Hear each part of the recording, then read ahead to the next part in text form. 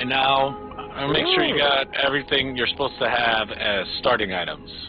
Because some people did not. Rurik's good, Maxwell's good, Kage should be good. I'm pretty sure I'm good. Yeah. Really? I think we substituted something, and that's why I think I shut the bow. You're talking about the bow? Yeah. I gave you the bow because at any moment something could happen. My sound died.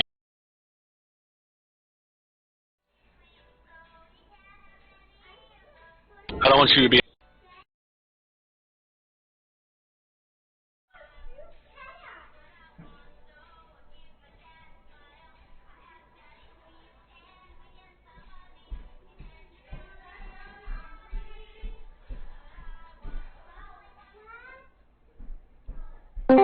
You organize your inventories. If you don't want them that way, you don't have to keep them that way. If you want to stay out of your personal business, that's fine.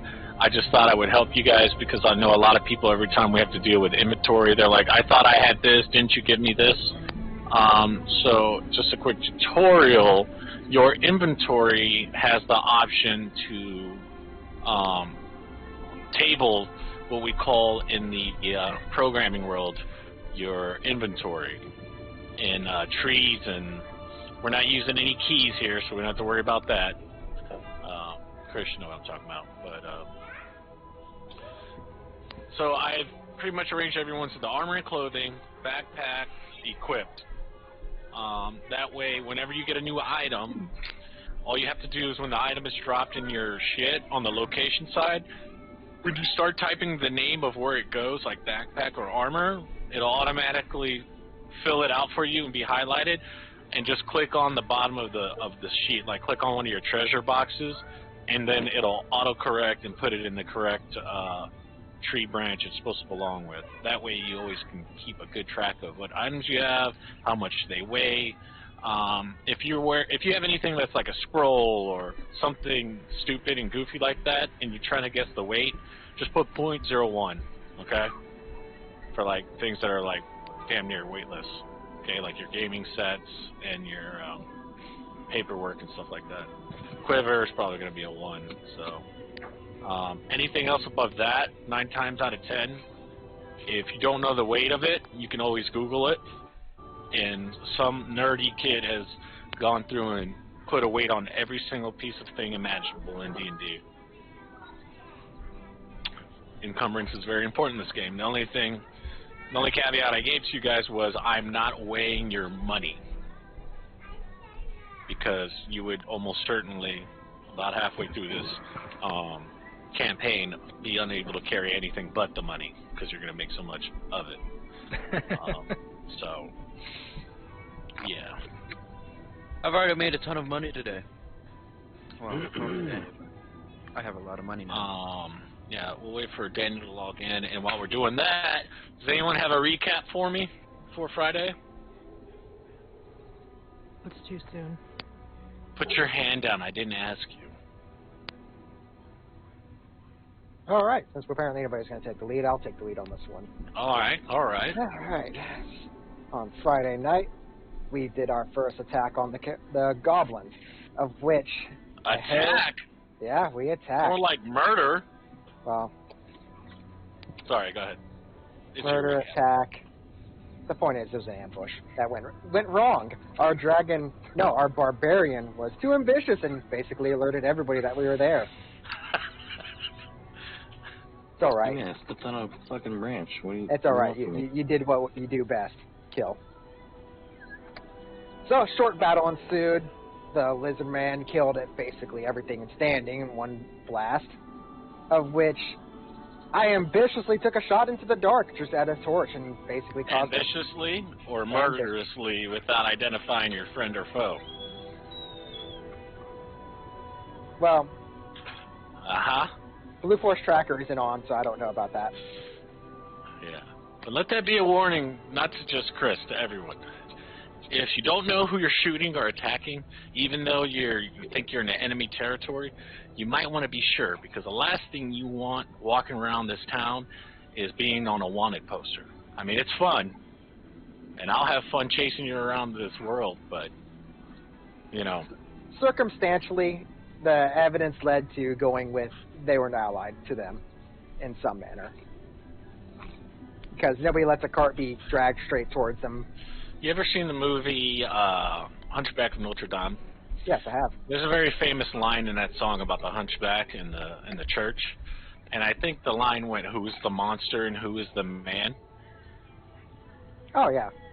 You know what I'm saying? Kind of like, you guys felt like heroes when you butchered a fucking scavenging band of goblins? Nope. I felt cool. I did I not. killed someone. So, essentially, I know a lot of DMs say this, but you all may have committed murder. So, Maybe. with that being said, we don't know how that's going to play out in the future. Well, on the But- bright side, they burned the evidence, so that's not a problem. Sweet. Well, did they? Got away. Well, again, that's No, he didn't. He died. Well, again, the evidence is on fire. It was burned. No, the one that Of burned the which- carriage, the one that burned the Going- carriage down got away. Of which, during that whole fiasco, our druid ran in front of the group and was brutally mauled to death in front of us by 2 polar bears. But the bears were okay, and that's what matters. This is true. Well, one of the 2 is okay. The other one's like struggling a little bit. Okay, so the fighting antics aside and the death of everything. Which then we proceed to bring back the iron and our party member wrapped in essentially an axe beak, Mm-hmm. straight back to town as fast as we could. Part of the group taking the straight direct route without resting as the others caught up as they could. Yeah. That night, our cleric, in a frantic rush, dragging the body straight to the house of the Morning Lord, of which a desperate bid to have them resurrected or healed through any means was attempted. At first, it was looking rather dim, given the cleric that was there was unable to resurrect or do anything besides mend. Like our What's the cleric's name? Mashon. Michonne, Mashon? Nishan. Yeehaw. I got That's the stream proof. I'm impressed, you guys. Remembered an NPC's name. At the same time, Masahiko and Ulrich went to the north, looked to find Scramsax, of which we were told he would not be there for a while. At that meeting, at that point, apparently Masahiko's family's been found that they had Wait, a healed say on that the again? You said Scramsax wasn't going to be found? For a while, he was out. No, Scramsax was there. No, he wasn't there when I got there. The quest... Didn't you talk to Scramsax? Nope, I talked to the No. bartender. Didn't, He came in Scramsax- later, and somebody Eric? told Eric that he was there after Mhm. Eric came back to the house of the morning. Oh, gotcha. That was at night, and then in the morning, that was when the nobles talked to everybody. Which during the whole time out there, or came back, went back and forth. Both the nobles are found there in compromising situations, of which Masahiko's family's in enormous amount of debt to the Montagues. Apparently enough to entirely put them in servitude. As serfs. As noble serfs. Which means they don't do much but sit around and complain about being serfs. At the same time, in a drastic inverse, Ace Flumpy is found to be now the Duchess of their family, inheriting all the property at the cost of their family being murdered. And she's also a... Suspect of interest. for the in the murder murder. of her parents. But, since nothing's concrete, she has now holding the title for her household and all the properties. Sweet. Remember what Escanar told the 2 nobles? To not run and stay there. To not leave town. Well met! To not leave town. You didn't even mention the beautiful Goliath sisters, the shield maidens. Well, one actually took an eye to the barbarian when he came back for the second time. Oh, I forget. yeah. Stacy. Stacy. Yeah, that's Stacy. She was like, Mama look and Mama likey. And between all that happened with Auric meeting Scram Saxon getting a mystery vial of the milk, the mending, and all the those happenstances. Some type all of the milk? party members. Yep. Apparently, our druid's back to life. Yay! The druid is back to life. What happened there? Let's see. Between Kage, the murder doll, did some kind of act with her tattoo. Not a tattoo, just along her arm, giving back something we don't know about. The group as a whole broke the bed, apparently. That was Rurik when he went to go hug her. Well, Rurik didn't. And now, between the group, everyone excluding the two nobles stayed at the house of the Morning Lord, and the two nobles stayed at the Scramsax Northlook. Northlook. Yes. Yes. Okay, so it's the following morning when all this happened, right? Mm-hmm.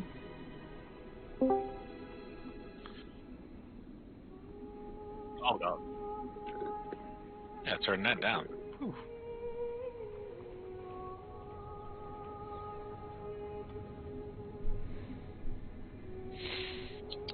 Okay, so where was everyone when we last finished? I think Eric was... He was heading back to the Northlook. He was heading back to Northlook. I believe that some food was given to everyone at the church. Grab the Malibu. I don't think he brought food for everybody. He just brought it for Gwenestry. And the rest of the party was talking about going to the Northlook. And he ate the bacon and gave her fish heads and crema. Mm-hmm. And Kage stole a candle that disintegrated into nothing when she left the temple door. What you think we are, thieves? Alright, so that place is how many people at the church? The House of the Morning Lord. Just 2. That puts Maxwell. There were 3. No, I left. Rurik. I left, remember, BB? Rurik is still there, I believe. That's right. Oh. So it should be Kage, Maxwell, Gwenestry, Edic at the House of the Morning Lord.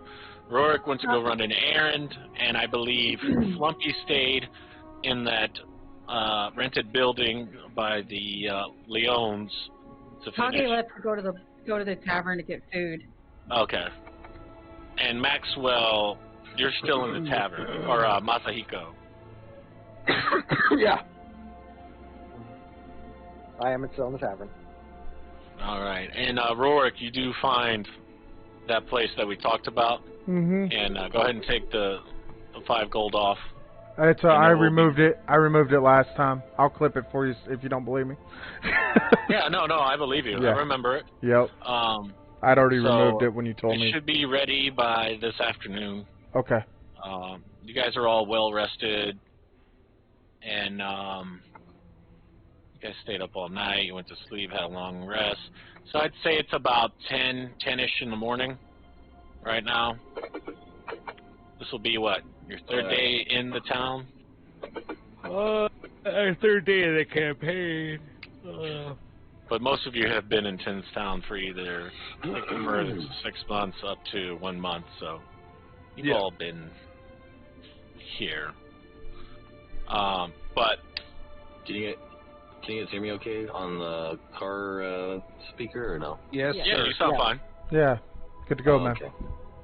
Your angelic voice is beautiful, sir. Fantastic. And Kage, you arrive at Northlook, and you're in the bar. Go ahead, Eric. Sorry.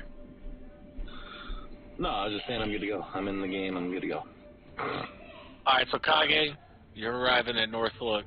What are you doing? I'm going to go straight up to where the front table is and get me some food. Okay. And a big old dill of ale.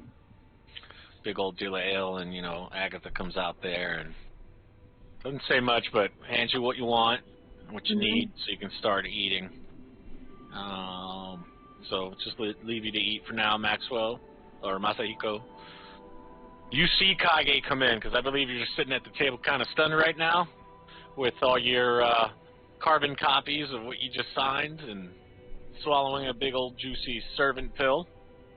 And what are you doing? That's a good question now. I'm gonna look up and Kaga, your name. That was your name, correct? He's talking to you, Kage, from across. Yeah, the bar. I couldn't hear him. I'm sorry. I'm in the bathroom, and that groovy is really, really loud, and I can't go in there and turn it off. Oh. Why didn't you take us with you? Yeah. Go to the rest party. Let's go. All right, we'll just wait on her then. We'll go see what Flumpy's doing. What are you doing? Sick. I'm gonna look around. Can I go to the door, open it slightly, see if anyone's near? Yeah, and you go up to the door and you peek outside and kind of look left and right. There's people hustling, bustling in the dim lighted streets of Bryn Shander, but you don't see any of the Goliaths or the Paladin. You don't know where they've run off to. Alright, alright. Can I close and lock the door? Yeah. There's a Sick. look. I'll lock it. Go back to the table. Pull out my dagger. I'll throw it onto the table. Say, do you have any idea of what happened to my parents? The dagger hits the table on a nice thud from the leather and its black scabbard, and no response. Alright.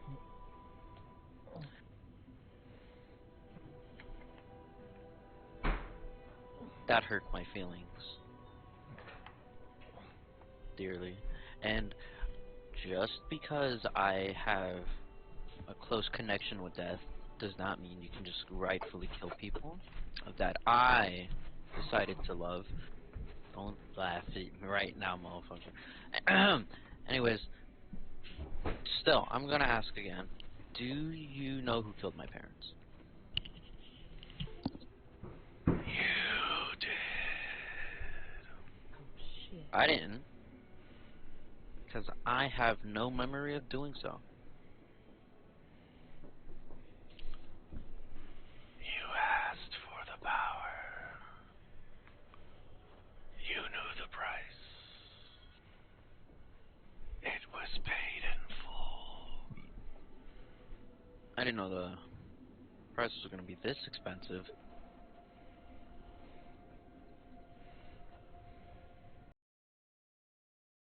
Response.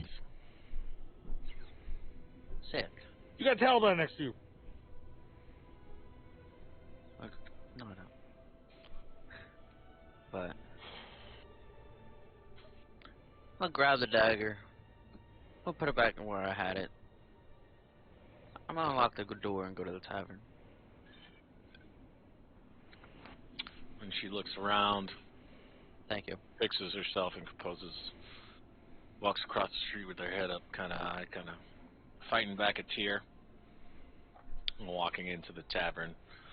As you come in, you see Kage at the bar eating a fish head, and across the table you see behind her, sitting at a table by himself, is Masahiko with a bunch of carbon copy paperworks, him also fighting back frustrating tears.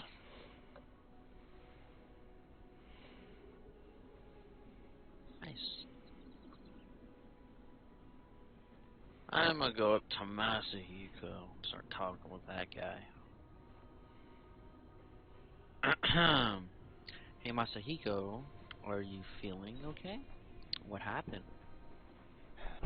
Regrettable news and some dealings have turned awry, and unfortunately, a debt has to be paid that's rather large in sum. And how large would you say it would be? Gonna fumble through this paper and let's see, is there any that has a direct sum on this thing? It's a little bit. It's about 600,000-700,000 above the full worth of your family's name in property and money and holdings. We need to establish that number. 4 million. We're I got a gonna do clip. that, Mom. We gotta do that. Yeah, millions. There we Yeah, 4 million at least minimum. About what that door handle costs, right, Pickle? Given everything,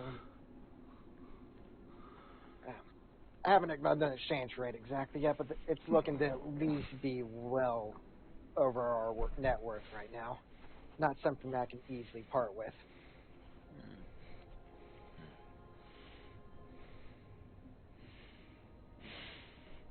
Well, how about yourself? Sir Escanor kind of spoke some rather terrible news in your regards also. The news is pretty terrible, I will say. But apparently my parents were killed by necromancy magic. Do you feel it right to stay out here in Icewind when you have matters of home to deal with now?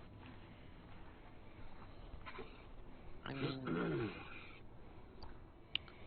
I would go back, but I can't. And then on top of that, I am suspected as one of the murderers for it as well. Which is unfortunate, because I didn't do anything. So that answers the question why the Sir Leorens was sent out here. That's definitely a matter that would require his attention with such allegations. However, I do not know if anything on what can be, if you hold guilty to it or not, as, again, we've only met in a rather a short time frame, but... As you're saying this, the door swings open, and in walks in Stacy, the shield maiden. She kind of brushes herself off, closes the door, grabs a nail off the table, and heads over to you guys. May I have the pleasure of your audience, good sir and lady? Hopefully this is not with less regretful news than the prior one. She bows, and she takes a seat beside Ace, opposite of you. And she says, please continue. Don't let me interrupt. As I was saying, again, it's regretful news to hear that of your family. Likewise, on ourselves, where we're basically having to deal with a debt now. About that debt. You have to forgive my master. He has a tendency to be forthright with the law and the truth, but he always forgets to tell the why, the who, the what, the wheres, and whens, and hows. So I'm here to fill you in on some things. Your family came across a deal with the Montagues, and whatever the deal was, it wasn't written in favor for your family, was essentially an entrapment contract, and one of the clauses for failing one of the entrapments in the contract was the forfeiture of businesses, licenses, holdings, money, things like that, things that whoever signed that contract was unaware of. Until we can find a legal precedent or someone to vouch for your family, I'm afraid it until further investigation is done. It's regretful, but rather understanding. Again, with a little bit of aspirations for our homeland that was not entirely thought through. However, much like you said, Sir Escanor is very vocal and righteous in how he acts. And I understand that he would forget the minor details of business matters like this. For that, I apologize on his behalf. No reason to apologize. It's small, trivial matters when you look at the big scope. Then she turns to you, Ace. And you, madam, how are you taking your news? Uh,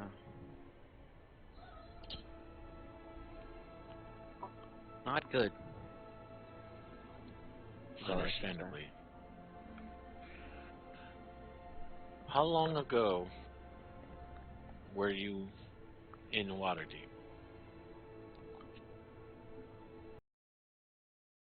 Remember? Last thing I remember is talking to my father before leaving. You are a graduate of the Wizard College of Waterdeep? Yes. What school of magic did you major in? Evocation. Yes. See, necromantic magic is not a taught discipline at any school that's respectable or has a upstanding position in Sword Coast. The necromantic magic used to kill your parents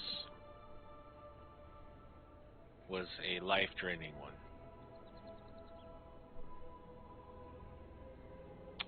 I fear that you may be visited by inquisitors from Waterdeep of the magical type. You may be subjected to scrying magics, divination magics for investigative purposes, and from what I understand, they don't feel really good, almost to the level of torture, to get the truth out of a rogue mage or wizard who has used their power for greed and selfishness. So I say to you, did you kill your parents? No, I did not kill my parents. Do you have any reason to believe or know why anyone would want your parents dead? No, I did not. No, unfortunately. Have you ever participated in or dabbled in the dark arts known as necromantic magic? No, I have not. Are you in contact with any being, god, quasi-god, demigod, lord of the nine hell, any entity from another plane, material, or anywhere that has No. to do with necromantic magic? No. How much do you know about necromantic magic? All I know is that it's used for evil intentions and could do very bad things. Not all necromantic magic is evil.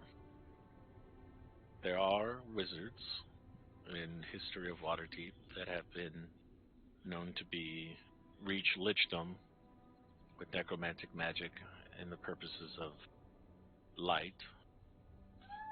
They're known as arch-liches. Are you familiar with this type of necromantic magic? No.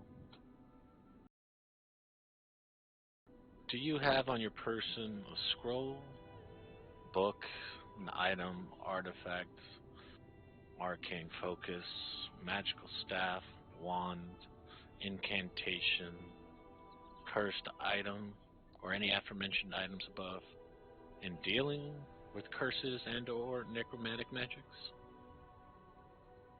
No, ma'am. Very well.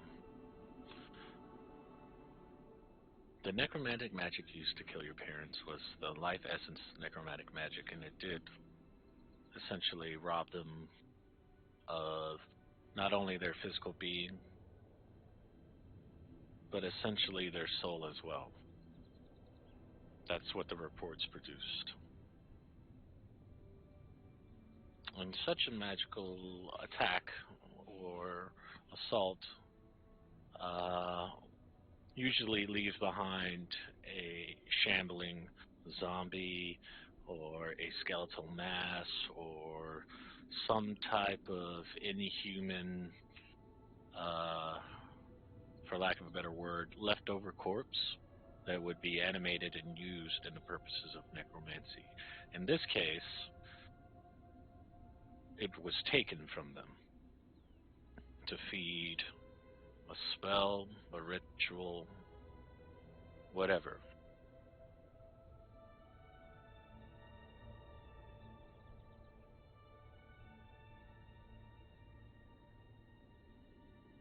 Do you know what necromantic magic does to the weave? No, I do not. She puts her hand up in front of your face and she goes like this. She slides her finger down her palm, and a rune appears in her palm, and it lights up, but it's almost violet. And she takes her hand and goes in front of you. And in front of you, you see these glowing strands of lightish blue light. This is the weave. And every time you pull on its strings, you create a knot. And for every knot, you increase the magic power of whatever spell it is you're casting or ritual you're completing. If you push the knots together, you have a concentrated power of magic, usually within mages as yourself, that allows you to innately cast spells and magic. The necromantic magic pulls the weave from life itself and adds it to the magical weave. And in essence, you're robbing the natural order of life to fuel on top of the weave. When necromantic magic is used, she takes the weave in front of her and she kind of slashes it. You cut tears in the natural order of the weave and replace it with the essence of life and distorts the weave. And then she closes that image up. So, if you know anyone or have any idea or can remember anything about your last time being in Waterdeep, she leans in forward and says, "You should probably tell me first, before anyone else. I can help you." And she stands up and fixes herself. "Lord and lady, I bid you farewell." And she bows. Alright, so now I have one question. Sir Askenor said we're unable to leave town. However, we're in rather a predicament of debt already that requires us to frequently leave this town. Would that be any issue? As long as you stay within the 10 towns, you'll be okay. And you're able to be found. Well, that goes without issue then. That'll be no matter. I'll be easily to be found and sought after. Well, Adam, Lord, I pray the best for you and that all your matters are resolved quickly and without duress and everything restored to their rightful place. And she bows again. By your leave. And she turns around and walks out of the tavern.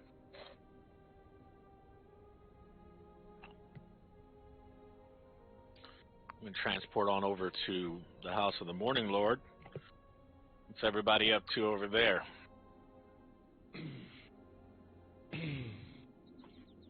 I'm pulling myself together after like chowing down on the fucking eyeballs and crema, and I'm gonna look at Maxwell and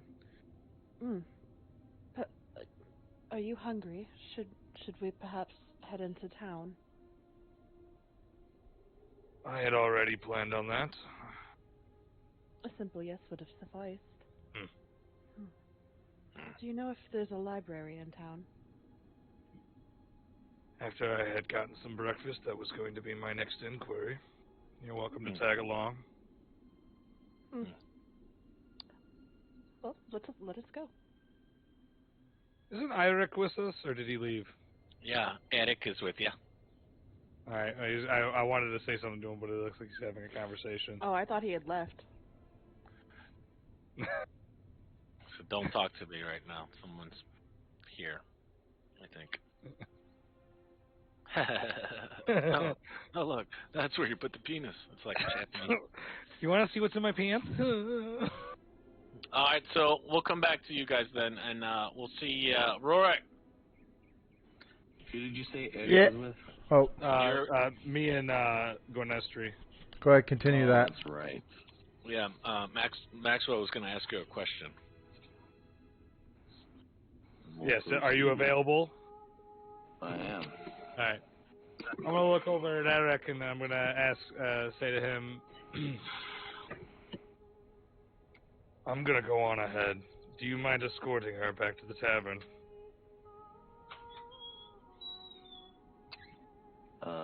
Eric's gonna turn to him and he's gonna say, whatever is needed. Escort who to the tavern? Gwenestri, the only. I thought she wanted to go to the library with you. We will. We still all gotta go to the tavern, but I want to go on ahead. And Oh. I'm quite capable of making my own choices. Thank you very much, Maxwell. I'm gonna look at her and I'm just gonna kind of stare at her and I'm gonna say, it seemed like he had something he wanted to discuss with you. Well, let us go. Very well. Okay, so in the purposes of what's happening right now, you guys are essentially on your downtime in the town. So the world's your oyster until you guys are ready to move on to the next step. Well, we haven't gotten paid yet, right?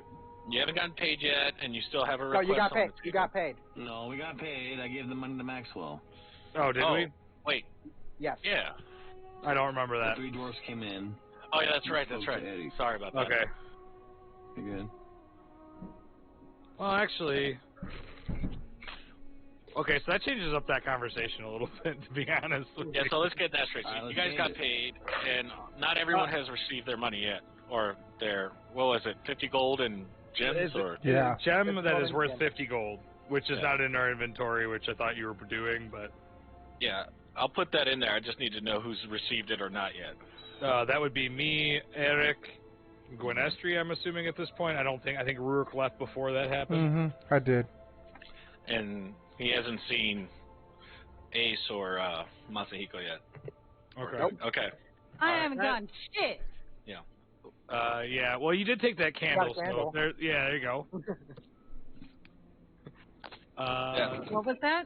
Your payment You got was a that? candle. You took the candle as you left the house in the morning, Lord. You're Well, I muted, changed Tick. that up a little bit.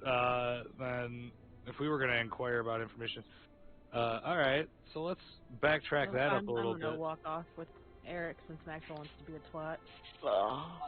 I want.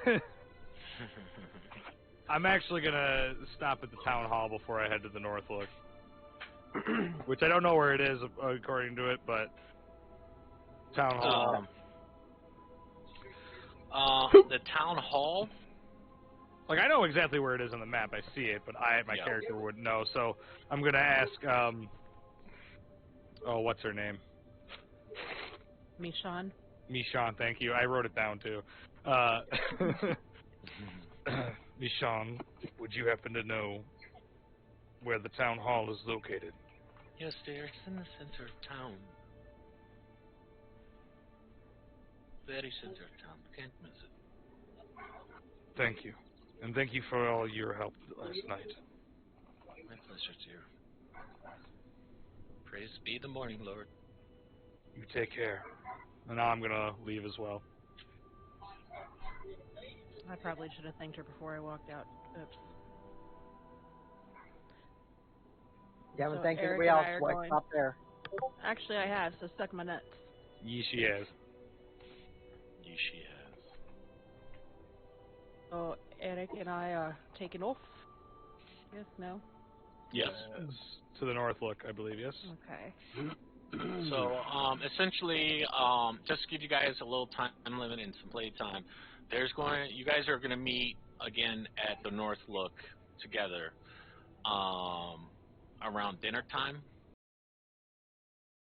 6, 7 o'clock, when the aurora appears and the snow stops. And until then, the world's your oyster in this town. For any errands you want to run, stores you want to go, and we'll go through everyone to see what you guys want to do. I'm gonna head to the town hall. I believe 4 people are at the North Look currently. Mm-hmm. So Rurik while is we're somewhere walking- else. Sorry. While Eric and Quinestri are walking, Eric, I wanted to thank you for the food that you brought this morning, and for your help in a little situation, if you will. But I do believe there was something you were starting to tell me about your beliefs. And now that we're alone, perhaps that would be an ideal time to share that. Well, I am sure that you know that we are here for something personal, whether that be knowledge or some type of closing to a past of theirs or whatever it may be. But of course I have my own reasons to be this far north. I'm not quite comfortable around the lizard so much. He's a traffic one. Right, so the lizard, I wasn't quite comfortable speaking around him. And As he says lizard what I again, had- I'm going to kind of shoot him a dirty look. That's fine. So,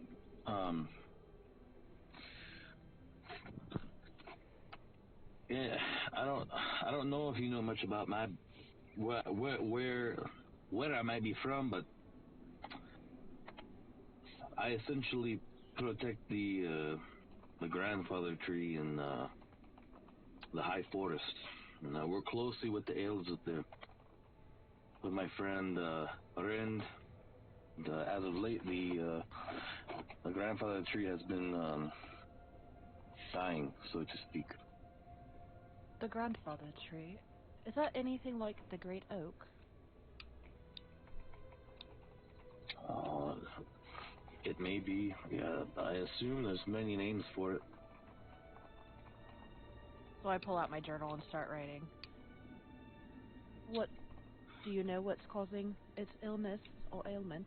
No, we do not. But my tribe shaman did speak to me, and he said he saw a vision of the frost witch to the north. Apparently, she is consuming all life force across the continent. So I've been tasked to speak with her and find a middle ground to stop it. Or, if she will not succumb to a conversation, a dialogue, then I have every intention on killing her. You seem to have a lot more in common with that Cogig woman than I thought. You both seem so bent on ending the cycles of others.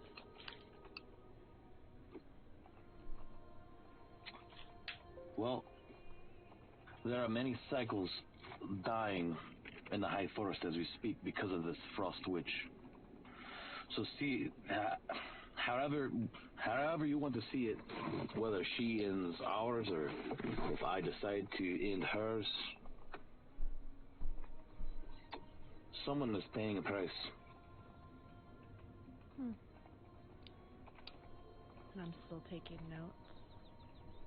At this time, when you lift your head up from your book, when you look up,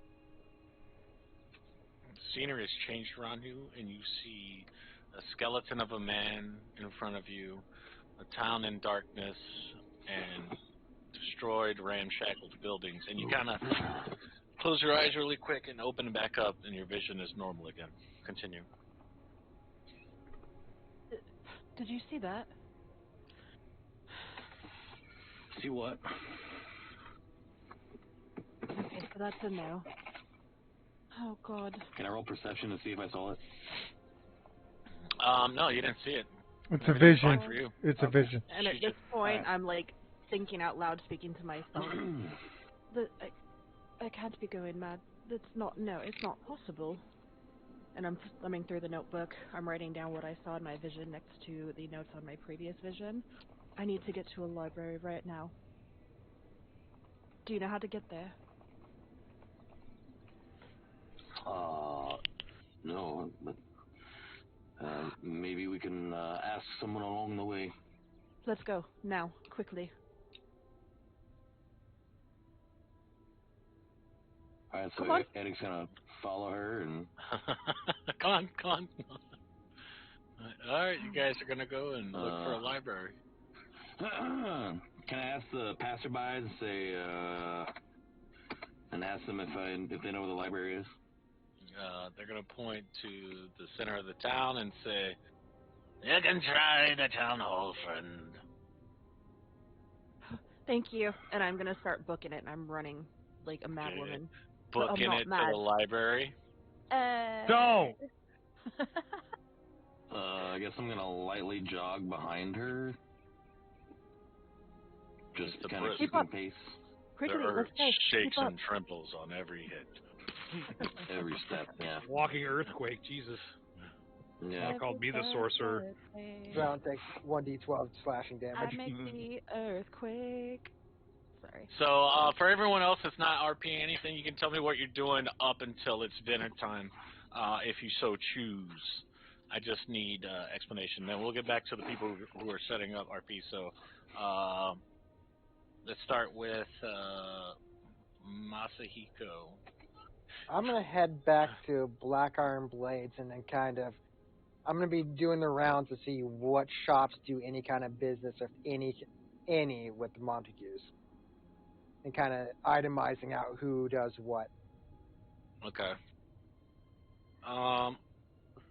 In a few hours of going around and talking to shop owners, keepers, half of them look at you like, "Huh? Who?" kind of thing. It doesn't seem like they know who or what you're talking about, so it's kind of discouraging for you. No, that's good for me too. No, don't worry. Okay. Anything else you want to do in your downtime up to when it's time to meet up and eat? I want to eventually get to a point where I can pull Ace to the side. I just don't know what they're going to be doing. All right, so we'll hold on to you, and we'll go on to Ace. What are you doing with your downtime?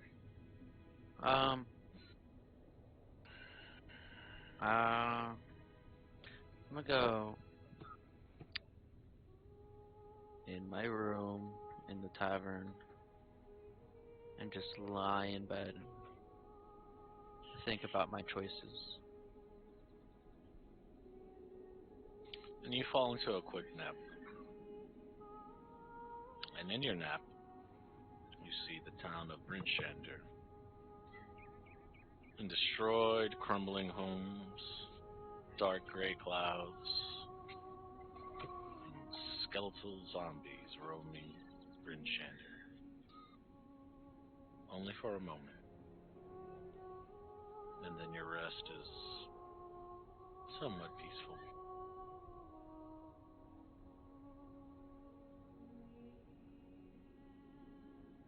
Sweet.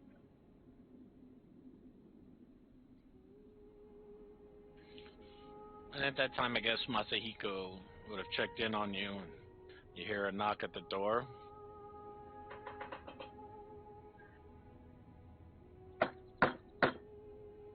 I shall open the door now. What are you wearing? My clothes. At least the My door clothes, handle that's works. what I'm Just my wearing. dagger. Oh. You fell on top of your made bed in your clothes you were wearing? Yeah, Okay. besides the shoes. Hey, Swampy, are you in? Yes, I am in. Could I have a moment for an audience with you? Kind of returns back to the matters we spoke of before coming back. Audience granted. All right, is that door open? It should be open. All right. As what's in this room? Like It's got the basic trappings of a noble estate in such a shitty town. So she's got bed, dressers, water pan, stuff like that, and just a basic room for an inn.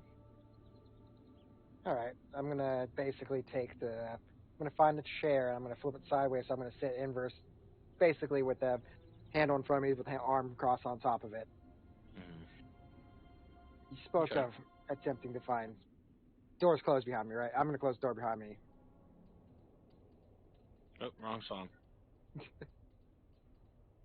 You were saying? You spoke of matters of attempting to find a great magic to copy what is happening to this region. That is what you're looking for, correct? Not necessarily. I came here to seek to learn new magic, and I just thought about using New magic in what regard? that regards to any magic. Anything that's out of the ordinary from Waterdeep. Given the change in my predicament, this is a more direct question, as I cannot suffer having this debt upon my family, nor anyone daring enough to try this. Were you seeking something that could aid me in this? As I said, Knowledge, I would assume. you don't have to hide it from me. I'm talking solely in matters of anything that could cause great destruction or otherwise to another. If you're looking to turn the land like this frost mating that they speak of, or if you're looking for something else that's even of a comparable nature, I'm willing to aid you in finding it, but at a deal. And if I were to take upon this deal, what are you offer? What would you want in return? I'm gonna pull out one of the carbon copy contract that has like the crest of the Montagues on it. And when he pulls it out, he unfurls the carbon copy, and it has a bunch of legal jargon on it and his signature at the bottom. The family that dares to attempt to make a servitude to them cannot be suffered any further on this. I'm willing to placate to their games of paying back debts and assisting them. However, that's not going to stay till when I get the chance to change the tides. I will give you half of their wealth after we deal with them. Their children, any relation, they will be exterminated from this planet. You know, I I had do not care how it's done, just that it is done. okay. I had thoughts of, you know, premonitions of death and stuff, but that I believe is taking a little too far. The sheer Simply wealth that is wiping being them off. requested, You go first. Go ahead. the sheer wealth that they're asking for, could fund a whole nation easily. I come from far across the ocean just to simply increase our trade to change how we are living. What I'm attempting will change the tide in my homeland, and it cannot be suffered for some lowly family to try to make us servitude to them. Mm. So this insult will be felt by their entire family.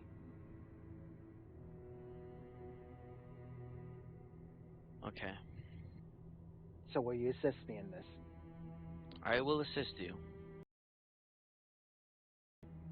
Since you're the only other noble here that I do trust,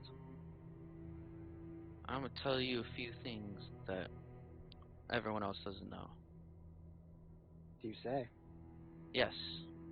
I'm gonna pull out my dagger. In her waistband, she reaches under her clothing, and she unhooks the snap and pulls out her dagger that you've seen once before.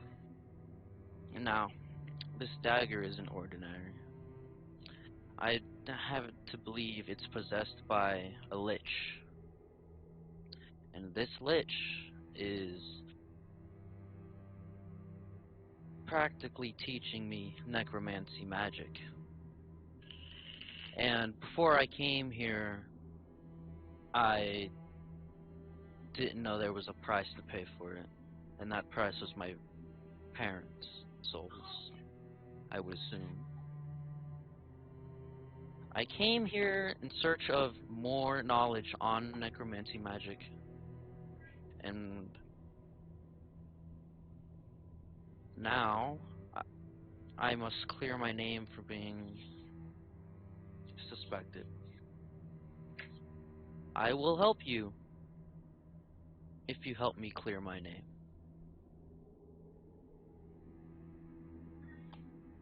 You say this was not done through your own efforts, that you did not take your family's life. I That was believe a not. price. That was a price paid that you weren't aware of. Yes. You swear that it was a price that was paid that you were not aware of. Yes. Roll an insight check.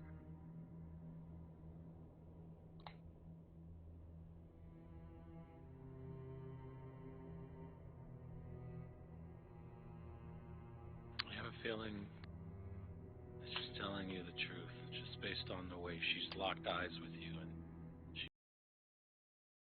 trying to tell you.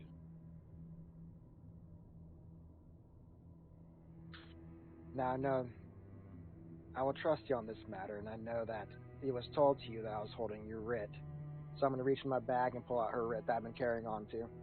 And pulls out a very familiar scroll with your family stamped on the seal. And I'm going to extend my hand out with it held out towards her. Take this as a token of good gesture that I will trust you on this matter, both to assist you in clearing your name, along with assisting me with clearing my family's debt. Then it is a deal, and I'll take it. All right, I let go and let him take their writ back. Okay.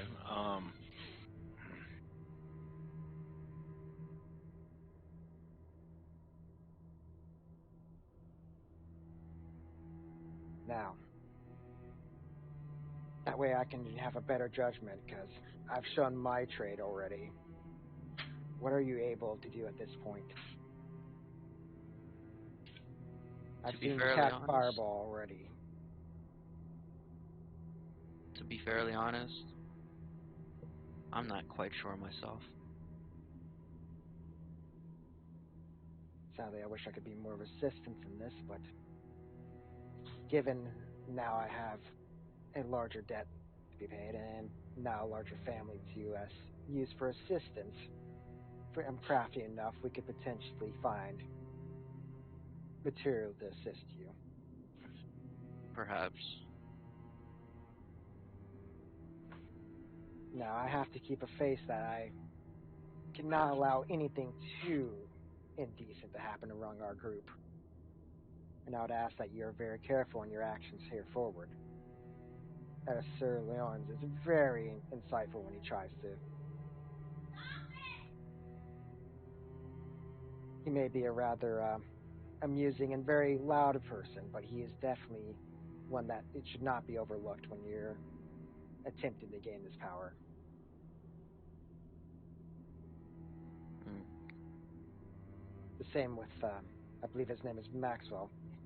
He's a fairly insightful one. Mm. I'd be wary of doing anything that could rise his attention also. Yes.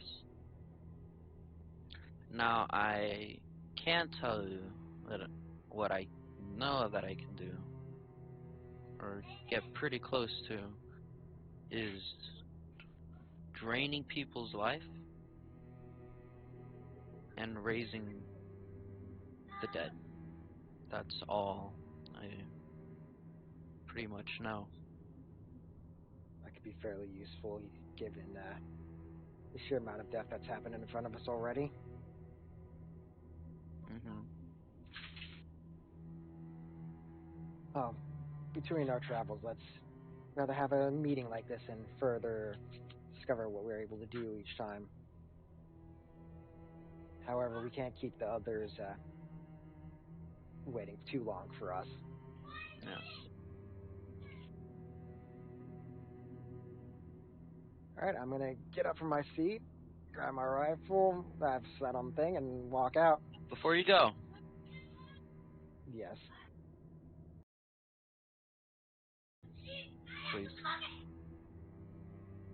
He's gonna give kind of a skeptical look and sit back down again. I'm gonna get up and lock the door. She kind of saunters over to the door very quietly, takes a peek outside, looks left and right, closes the door again gently, locks it, and walks over in front of you and kneels down and grabs both of your hands. And now, to get your full trust, I wanted to make a blood oath with you, and I will pull out my dagger and unsheath it. What She up? pulls her dagger. The blade typically is dull and gray metal. This one is black, like onyx black, except for the edges. They faintly glow a purplish hue. Normally I wouldn't be bold to set into a blood oath, but given the gravity of my situation and yours, I'm willing to humor this. Alrighty then. I'm gonna cut my finger. I'm gonna hand the dagger over to him. I'm gonna do the same. I'm gonna cut my left one. Left finger, ring finger. And when you cut your finger, that painful jolt that you're expecting, it's not there. It's almost like you didn't feel it, or the blade didn't allow you to feel it. It cuts smooth too. And your blood starts trickling down your finger. And you guys embrace hands. And you squeeze tightly. And as you pull apart, she kind of slides her finger over yours, mixing the blood of the two. And you pull out your rag, or cloth, or handkerchief, and you go to wipe your hand, and when you do wipe the finger, it's already closed and healed.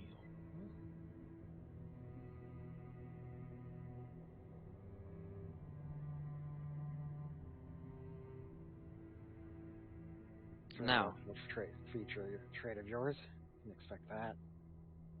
Yeah, well, I guess here, expect the unexpected. It's been rather a day of that already. Yeah. Masahiko, Yes. you suffer one level of exhaustion, and you suddenly feel a little tired.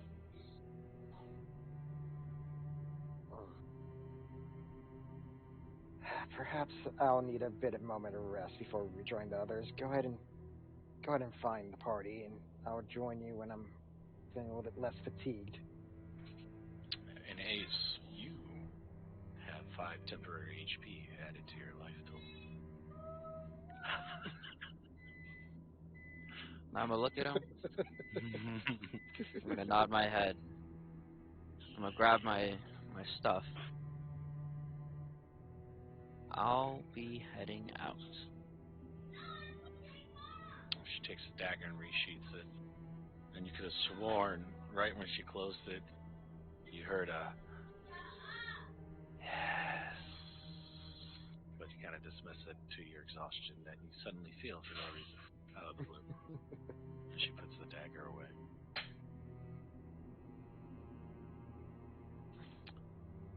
So, what are you doing right now, Ace? Are you going to go anywhere else?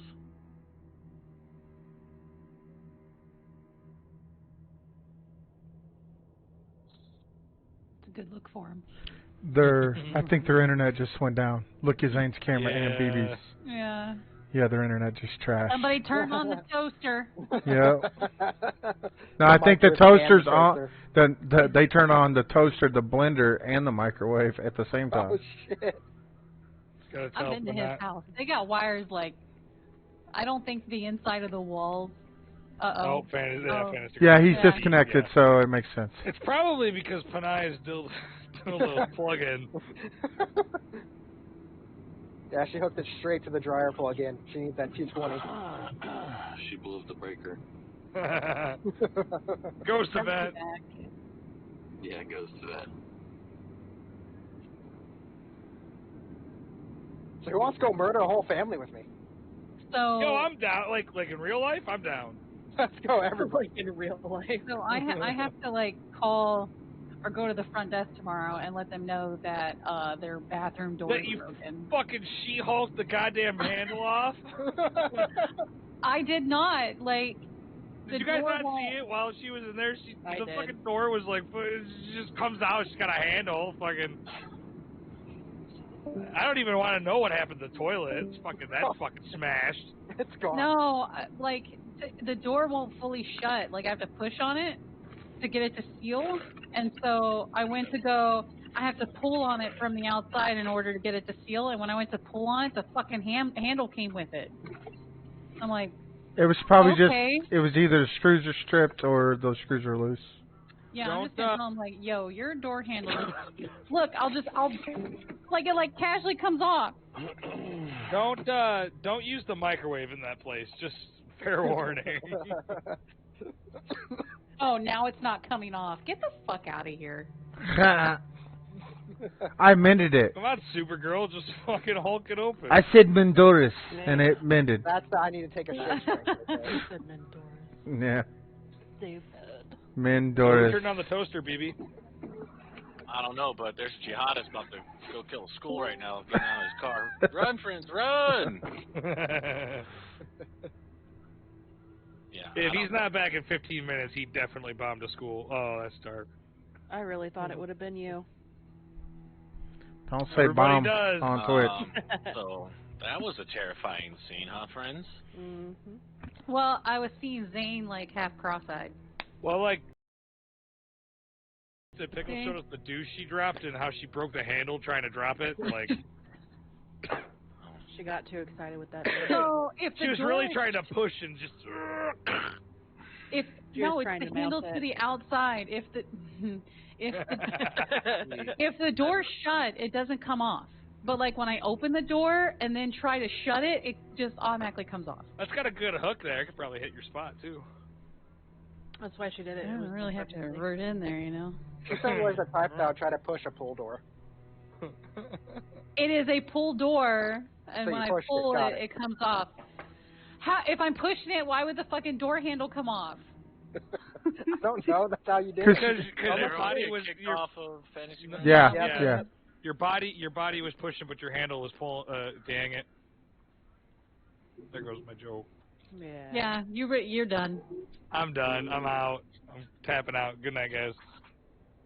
Well, shit, Like I was might trying get to figure out then. this stupid door handle, and then Masahiko is trying to talk to me, and I'm just like, Did everyone pay attention to that whole Yep. oh yeah, we did. Yes. conversation?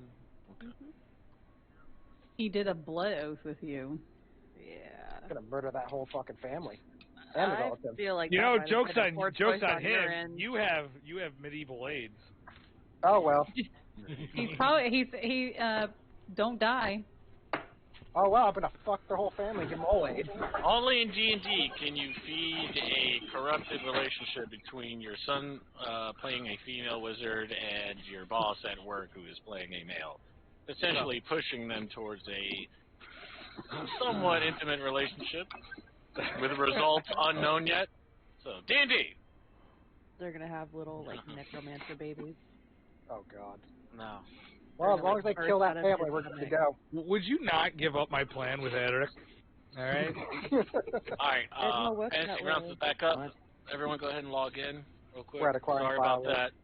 I don't know why the power keeps yeah. going out. People are plugging too much shit in. Something. I know why it's going out, because you need to find what breaker it is and up the fucking 10, 20, 30, whatever. Well, I I don't found a- promise I've to seen do it that out. for me, Ron. You don't need it. If I was there, I'd fix your fucking breaker box. Well, come out on the weekend when we're all doing the tabletop. Oh god. Yeah. I'll feed you.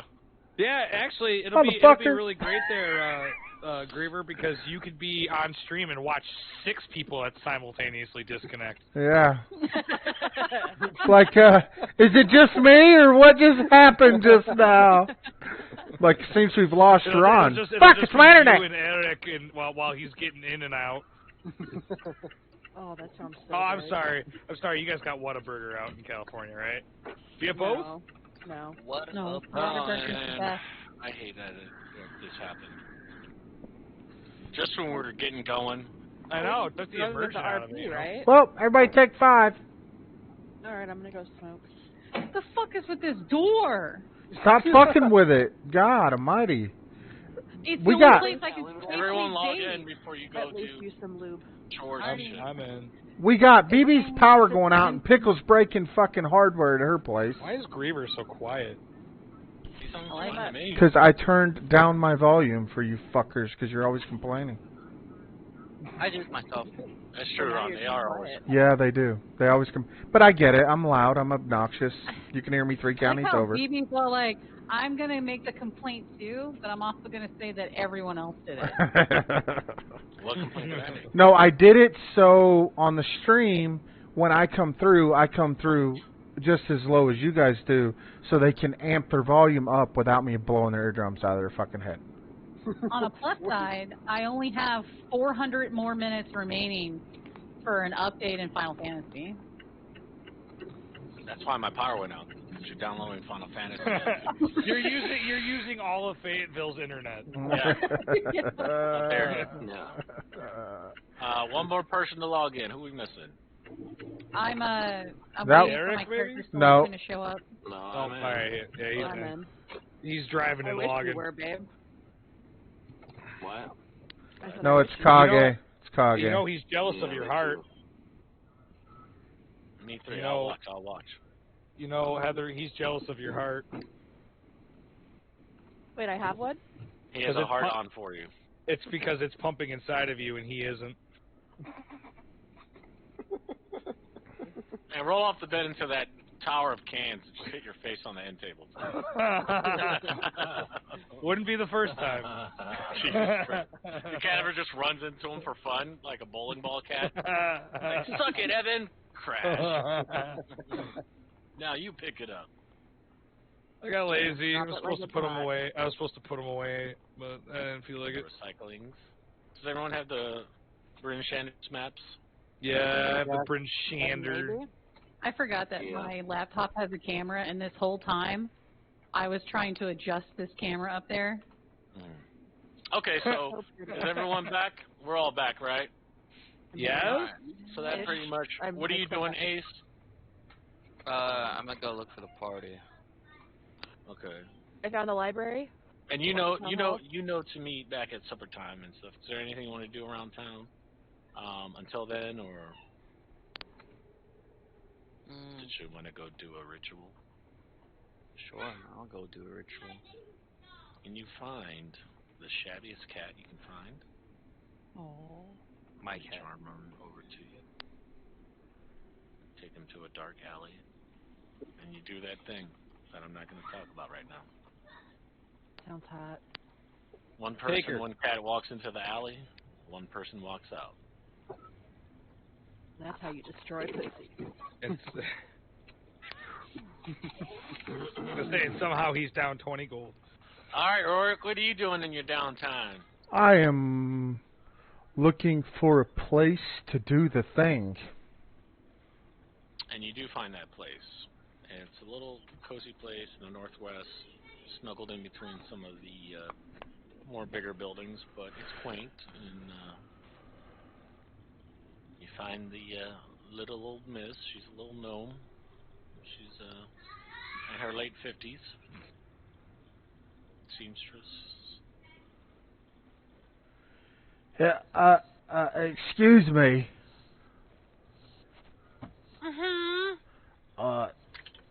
I would like to have something made that requires your expertise. Some clothing. And I gave you all the details. I'm not revealing them. She's a mute. So Okay. I had no idea. she uses sign language by pointing at her sign. Yeah. And one by one, she asks you what you want in the features. She has them all written on this giant board, and she's pointing to style, color, trim, flare, accessory, Yep. that kind of stuff. And as you're telling her what you want, she's writing it down. And she tells you, points to her pricing sheet and points at 5 gold. And I give her my it to gold. her. Then she points to the time chart, and she points to 5 p.m. Mm-hmm. Mm-hmm. Yeah, I'm glad we understand each other here. Mm-hmm. Mm-hmm. Mm-hmm. Mm-hmm. And I'm not saying the line, but I'm going to say it anyway. I'll be back. And I walk. And as you're walking out, you hear her walk to the back and speak to her staff suddenly. Hey, we got another one! I'm going to be like, and walk out. Like, Crazy time. yep. And then I want to look for another spot to do the other thing I talked to you about. Okay.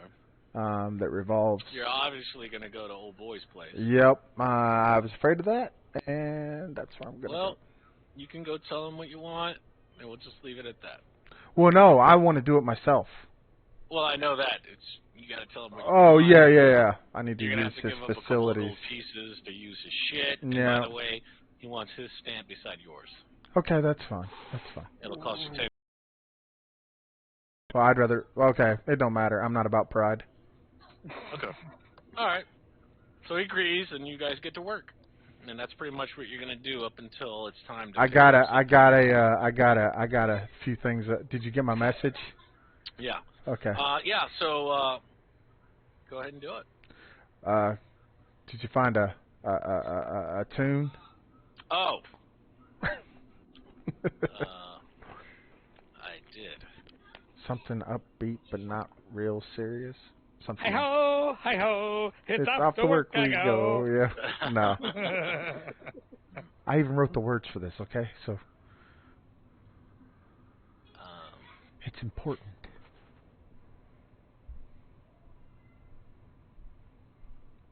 It is important. Alrighty then.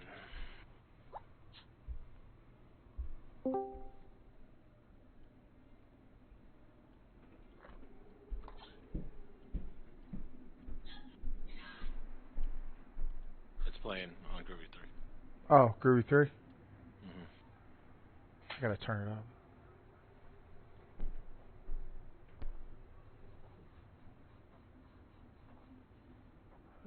What is it, music?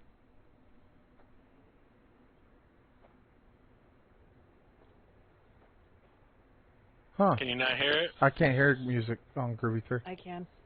I can. Yeah, It turn it sounds up. like a song. I get up to 200 and I can't hear it. I have that issue sometimes too with Groovy for some reason. I don't know why. Yeah, what the? Alright, let's see. Let me try something else then. Huh. That's weird.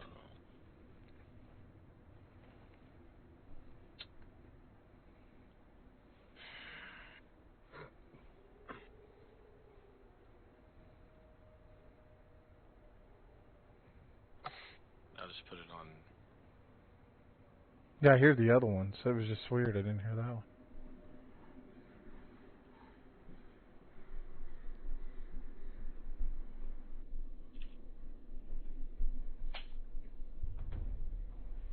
Can you hear that? Yep.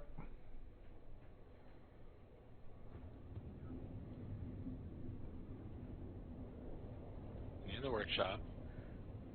And you got the frame. And I'm gonna pull out my tools. I'm gonna grab it. I'm gonna say, in goes the metal, in goes the heat. Smash it with a hammer, it can't be beat.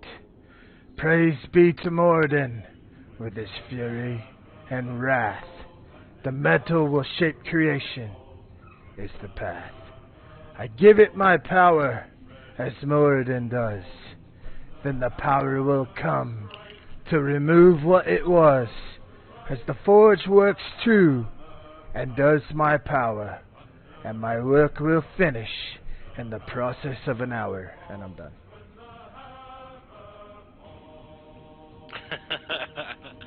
And you make this object, and the glittering light of your hammer falling, and old boy's just looking at you like, let's craft a fucking thing. It's a process, okay? Where's your marking chisel? Right from the left, put it back, asshole. I got you, dipshit. And I'm gonna grab his chisel and on the bottom of one of the legs, I will engrave his, and on the bottom of the other leg, I will engrave mine. And you do, and now they're marked and ready to go. You take a stand back, kind of look at it, put your hands on your hip. You know, you're in your apron and all that shit. You're not wearing your armor and sweating beads and all that, but proud of it. You think he or she will enjoy your craftsmanship in this one. That'll do. That'll do. And then I'm gonna look at him. I gotta pull up his name. Garn. I knew it was a G name. He's my homie G. No, I'm just kidding. Yeah. I'm gonna look at him. Well, Garn, you're a stubborn old bastard, but I appreciate the use of your services. Here is your gold, and I know you're deaf, so here is 2 more for a tip for allowing me to use it. I'm not deaf, you fat bastard. I just choose it. And I'm not fat, you blind bastard. Tell that to your apron, and he kind of taps you on the stomach with your hand. Ah, shit. You know what? When doors die, I hope you're not the last one standing with me. I'm the first one to go, because if it's just me and you... And he goes, proper fucked. Get the fuck out of the show. Oh, yeah, right away. I'm gonna grab my shit. Alright, and I'm gonna go grab my stuff, and I'm gonna give him 2 gold for the services and 2 gold for, like, him not being a complete waste of my time. And he takes it. Oh, and I want to look at him. Did you get that 10 gold I threw at you earlier? I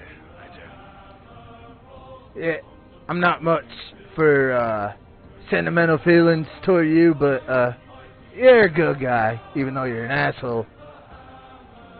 As you're walking out of the shop, and you throw like a girl! And your weapons suck! And I'm leaving. And I'm carrying... I'm going to wrap it up, and I'm going to look at... I want to see if I want to talk to the girl behind the counter, his sister, and I want to get I want to get something that I can wrap it up in, be it blanket or whatever it may be, something to cover it, so I don't reveal. reveal. You a fine linen. You know, you've done a lot of business here, so she doesn't mind. It's a fine linen to keep it safe from the elements and all that. She puts those. They're not rubber bands, but there's some type of twine around the legs and stuff to hold it on there, so it won't get wet.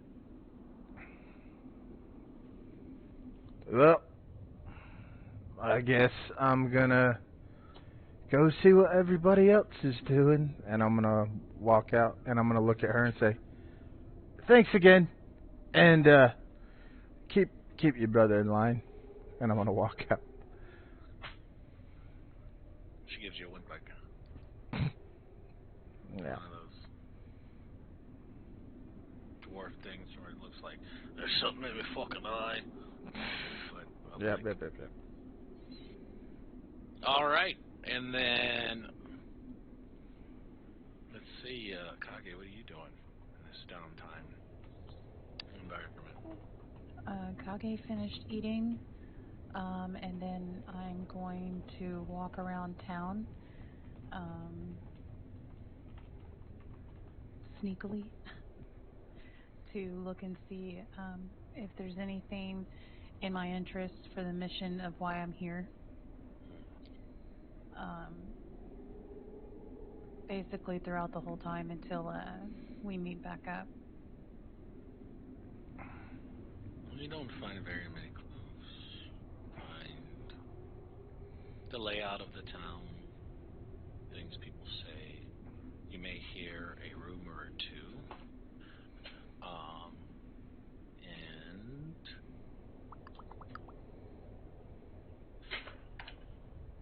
in your dealings of rumors and information seeking and purpose-driven reconnaissance, stealthing through a town. You. Where the fuck is that? What the fuck is that? Alright, I can't find it.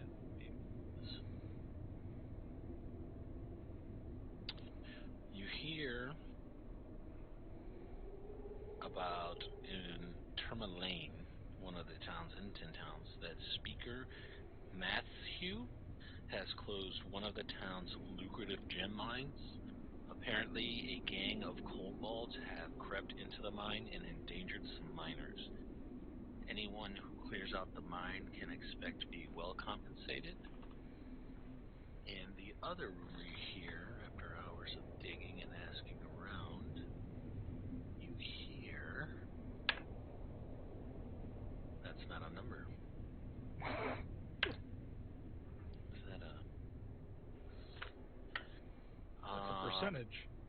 You hear about in East Haven that they caught an evil wizard who killed some adventurers. The town militia plans to burn the wizard at the stake. And they hear the captain of the guard is looking for adventurers to help with another task that may or may not be related.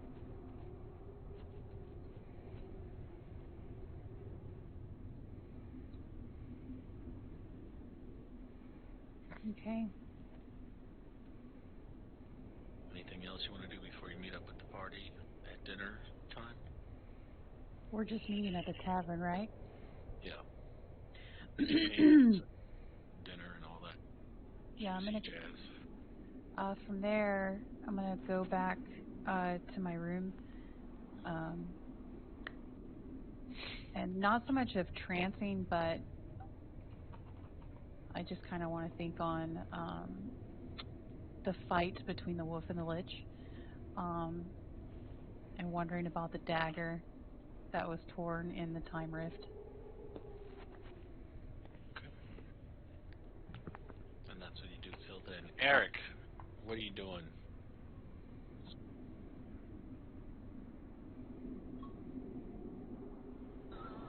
I'm cooking some ribs. What are you doing? In the campaign? No, I'm kidding. I'm following Gwenestry to the town hall or the library. Oh, that's right. Let me take care of Maxwell then. Maxwell, what are you doing during this downtime? I wanted to head to the town hall and ask if where their library would be, if it's not there. And the lobby person points you to the western part of town. It's an okay library. It's not what you're used to seeing in some of the major cities you've been to, but it has ample enough information, possibly have what you're seeking. I want to investigate into the vision that I had about the dragons. Okay. And I also, while I'm doing that, I'm going to investigate Rurik's vision that he told us as well, and see if I can find anything out about the situation or about what any of those would mean. All right, go ahead and roll me a history check with advantage, because Libraries.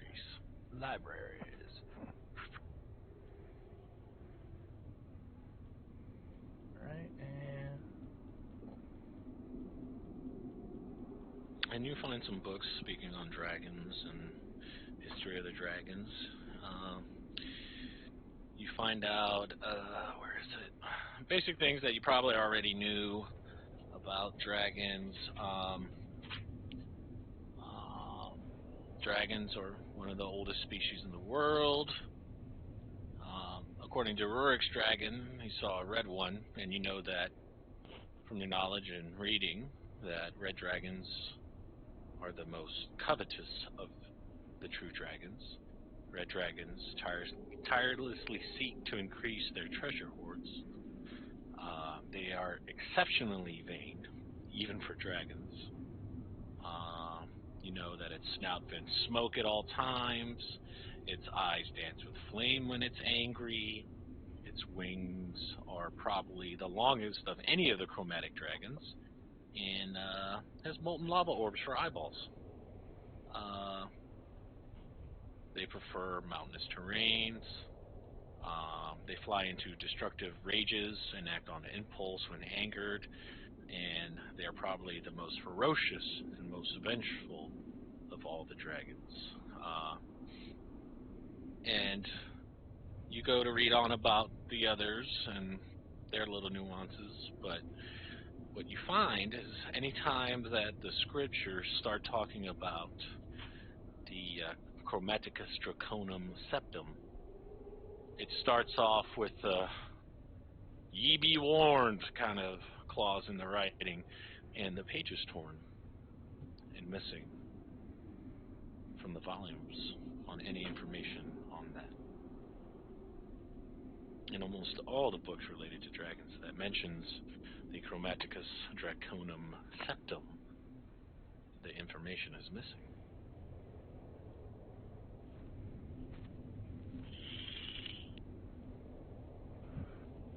And while I am there, would I be able to find out any information as well involving Ace's book?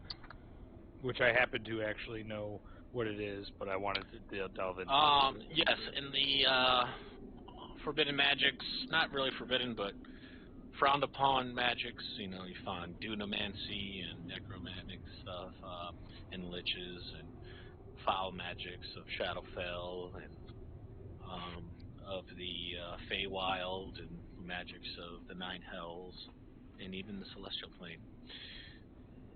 The Necronomicon Ex Mortis is a 3-set volume, and when all three are together, it spells disaster for the city and or continent that it's on, and that the volumes were all lost to time after the spell plague had seen them disappear, and no one has seen one ever since, but they're known about in lore from mages of old, and the power they draw for necromancy magic. Essentially, a wielder of all three books becomes a living lich god on the material plane and could literally absorb the essence off any living creature just by simply being around it. Nigh unkillable, unless the books are separated from them. A ritual is performed on all three books simultaneously, stopping the lich and trapping it in a phylactery. Usually, the phylactery to trap a lich of that magnitude is equally powerful in measure, and it's the only phylactery known to the magic world that is indestructible.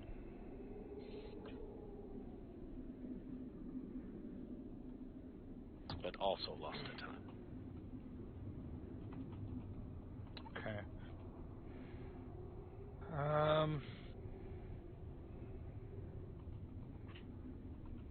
As for the rest of my time, I feel like there might be some overlap with Gwenestri and Eric coming over to the library since they're going to the town hall as well.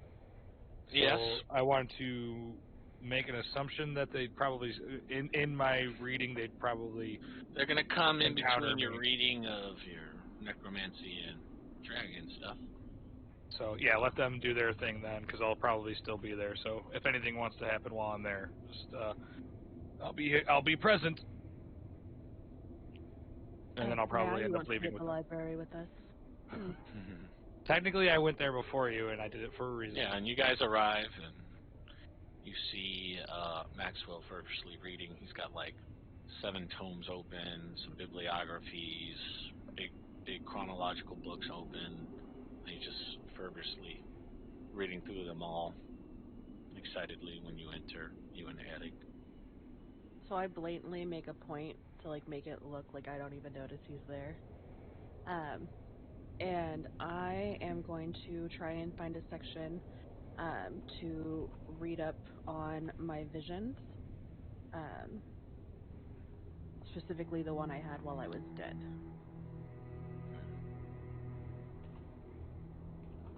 And most of the books you're looking for have already been checked out, and they point to the dragon reading all that information to himself right now. In all fairness, I probably wouldn't have noticed you enter either. Of course. I'm gonna walk over and I'm gonna huff. Are you using all of these books right now? No, by all means, take what you need. Thank you. So And I'm going the to... librarian comes over with inkwell and a quill and some parchment paper, and holds her hand out towards you. As you know, it's customary to give 1 silver. I for a look tip. at her hand, and then I look at her, and then I nudge Maxwell. I'm broke. Quite literally, he has 0. I have coin. nothing. I bought your bird. I am broke. You paid for part of my bird. I owned 70% of that bird. Still broke. I'm gonna look at the woman, and coming from you, really. And I'm gonna politely decline the parchment and quill and ink, and just She said, smile "Say it like yourself." awkwardly. Mm.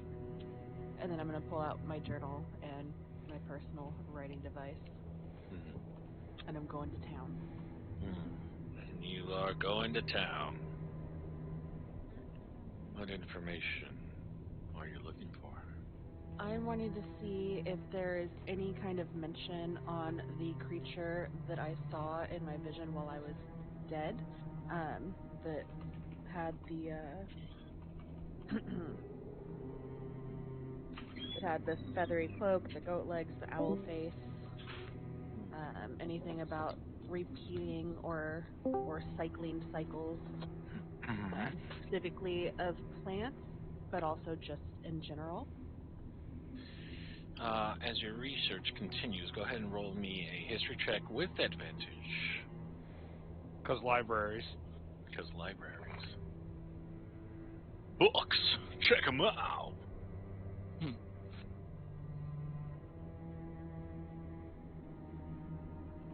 Okay. You find information on the creature that you saw in your dream. And you know it to be Auril the Frost Maiden. And in the text it says, Auril the Frost Maiden is a neutral evil lesser god of cold indifference who embodies winter's cruelty. Aurul's beloved ice grasps all things in her clutches, preserving them against the ravage of time. She hoards beauty in all forms, from art objects and flowers to skilled artisans and their wondrous works, freezing them in magical ice for her pleasure alone. Auril was aligned with the gods Talos, Umberly, and Malar.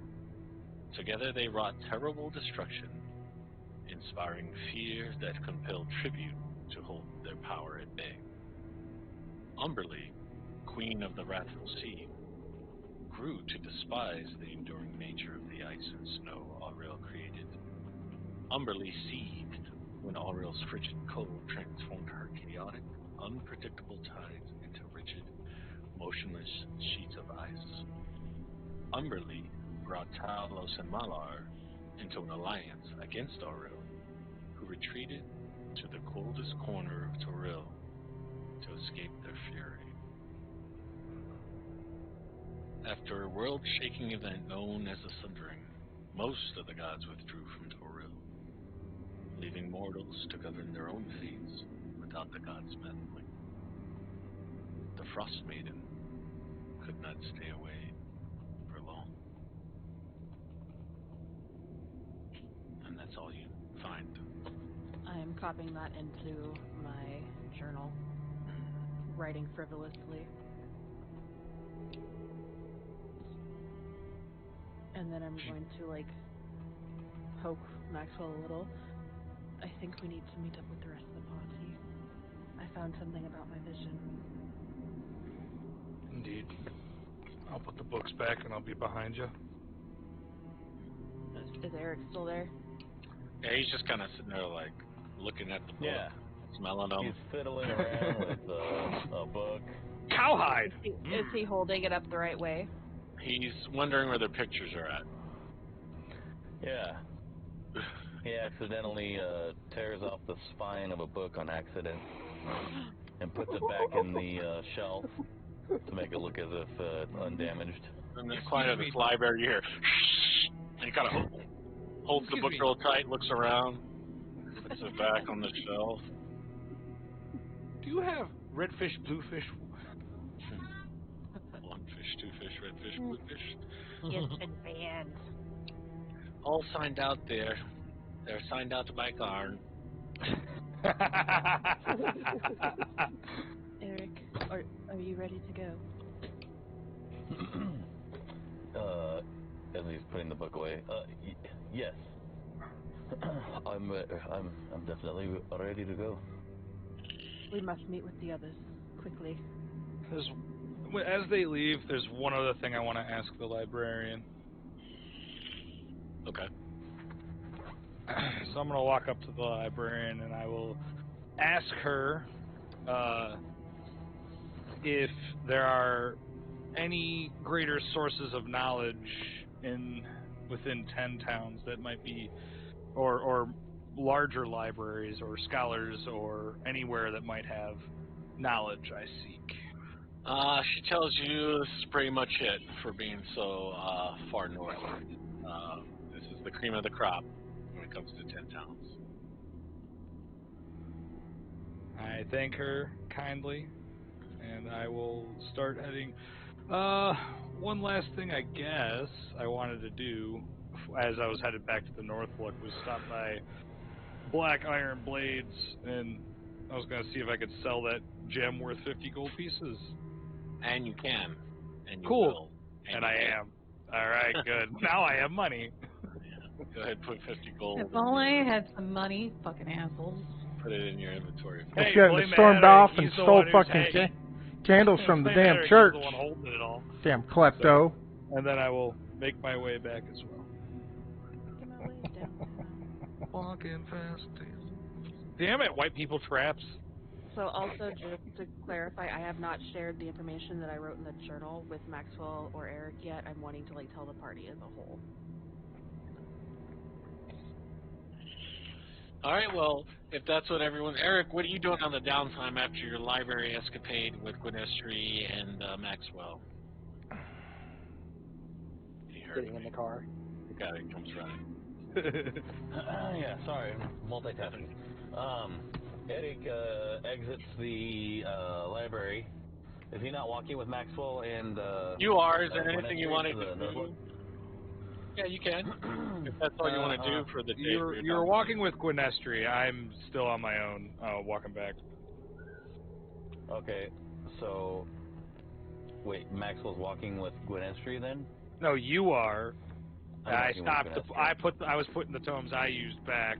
And What I'm then I saying asked the is library. we're all pretty much going to leave together out of the library. All right. And is there anything that you want? Did you want to break off and do something on your own before you guys had to meet up at the tavern? Yeah, Eric wants to go back to the stables and check on the dogs. All right, let's go back to the stables, and he tells you as much. He's going to go check on the animals and all that. And when you get there, Aetherix is over there working. He says, well met, friend. How can I help you? Well met. How do the dogs fare this evening? They're fine. They're fine. Fed, groomed. The axe beaks are okay. They looked a little exhausted, but they are good as ever. And your dwarf friends came by earlier, recovered the iron from the sleds. Alright, that's good. May I have entry to check on the dogs myself? Help yourself.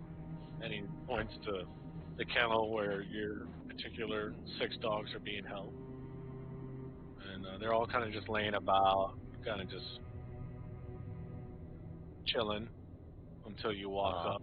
One of them sees you, then another one smells you, and as soon as you walk close to them, they all start doing that, where have you been all my life?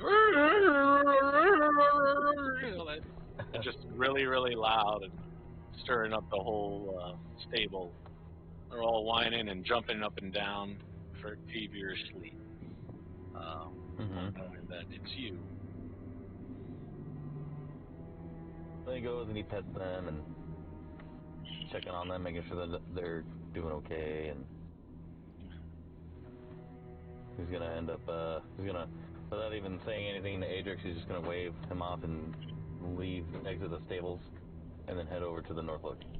He waves back with his tail. His whippy tail.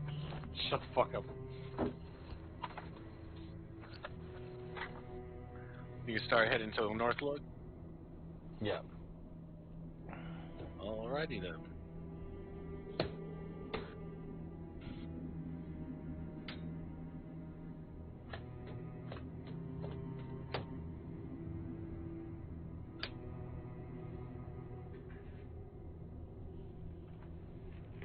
Speaking of dog, I gotta let mine in.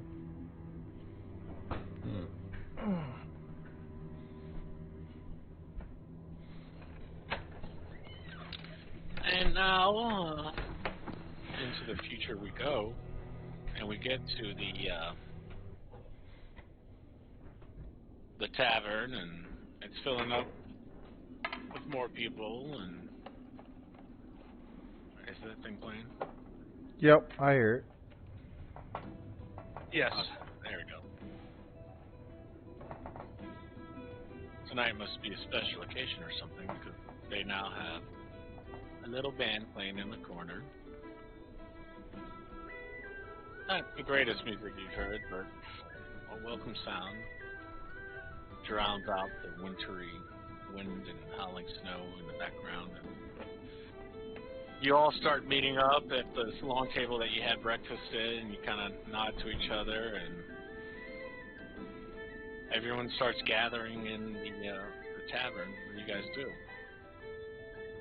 First thing I'm going to do is go to the bar and ask for an ale. Oh, And, wait, I don't have money, never mind. Well, at some point in your adventure, Rurik has found everyone and given you your gems if you wanted to trade them in for money. Those people now have 50 gold pieces. That would be Eric, not Rurik. Same difference. No, Pretty much. Cut from the same cloth, just a little shorter and a little taller. The biggest that you have. Actually, 2. So wait, what happened? And she gives I'm getting you 2 pints. big-ass ales. And I just put the gem on the fucking counter and grab my 2 pints and walk away. They come in quarts. I'm getting one. No, I'm kidding. They come in pints. I'm getting one. No. And you got your ale, and you go sit down. What's everyone else doing? Up, the nobles come in, and they looked more chipper than usual. They got a little smirk on their face. What have they been up to? Hopefully not Yes, fucking, Ace but... is being escorted in arm by Masahito.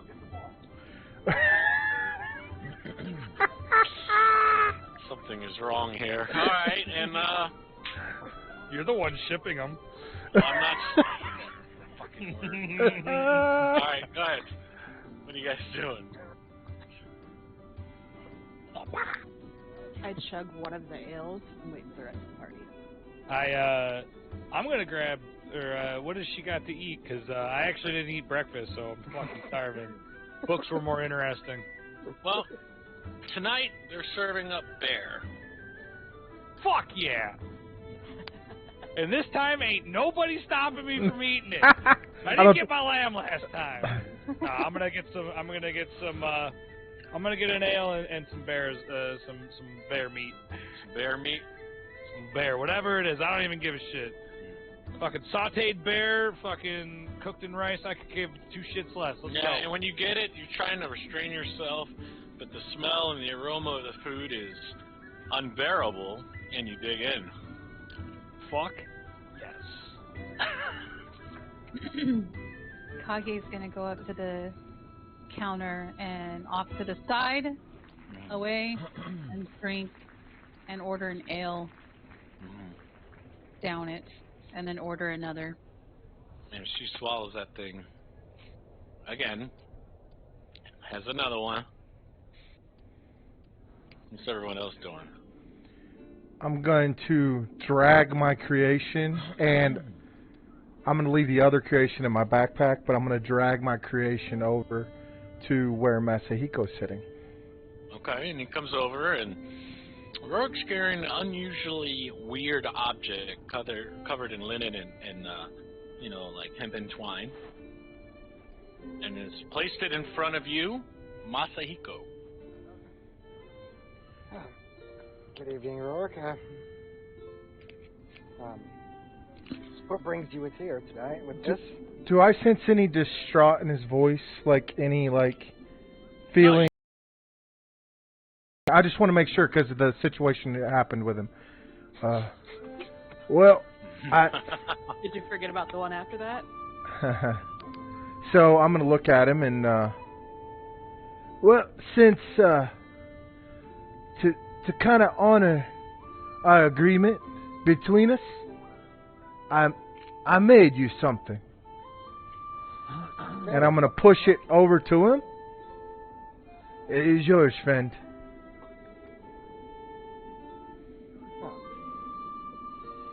You shouldn't have him now. I will definitely have to pay you a bit of gratitude when I get the next chance to. And I'm gonna. How's it wrapped? You said it was in linen wrap. Yeah, it's wrapped in linen. Some All object. Go roll a perception check.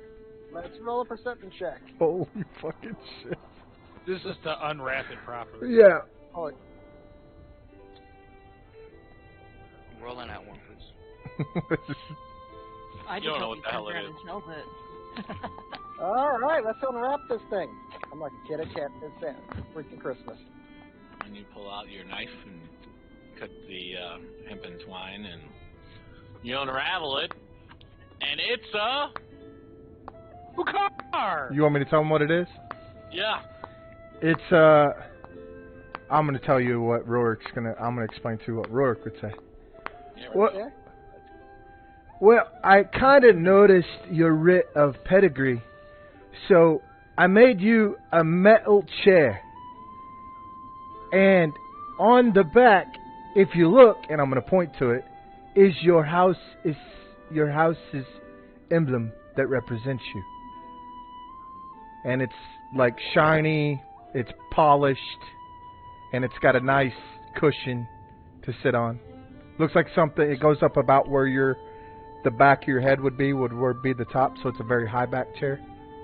And it's made of metal, but on the bottom rockers, is it a chair or a rocker, or does it have that option? Yeah, he could. I You kind of. essentially sit still in it, and if you lean back, it will rock. It kind of has this like skids on the back that have like this suspension on them, where if you sit up straight, it kind of locks into place. But the moment you lean back with your full weight, it'll allow you to lean back in the chair. And that's made with this nice, beautiful tarnished wood on the outside, so it doesn't scrape the metal or destroy, the flooring that you're sitting on.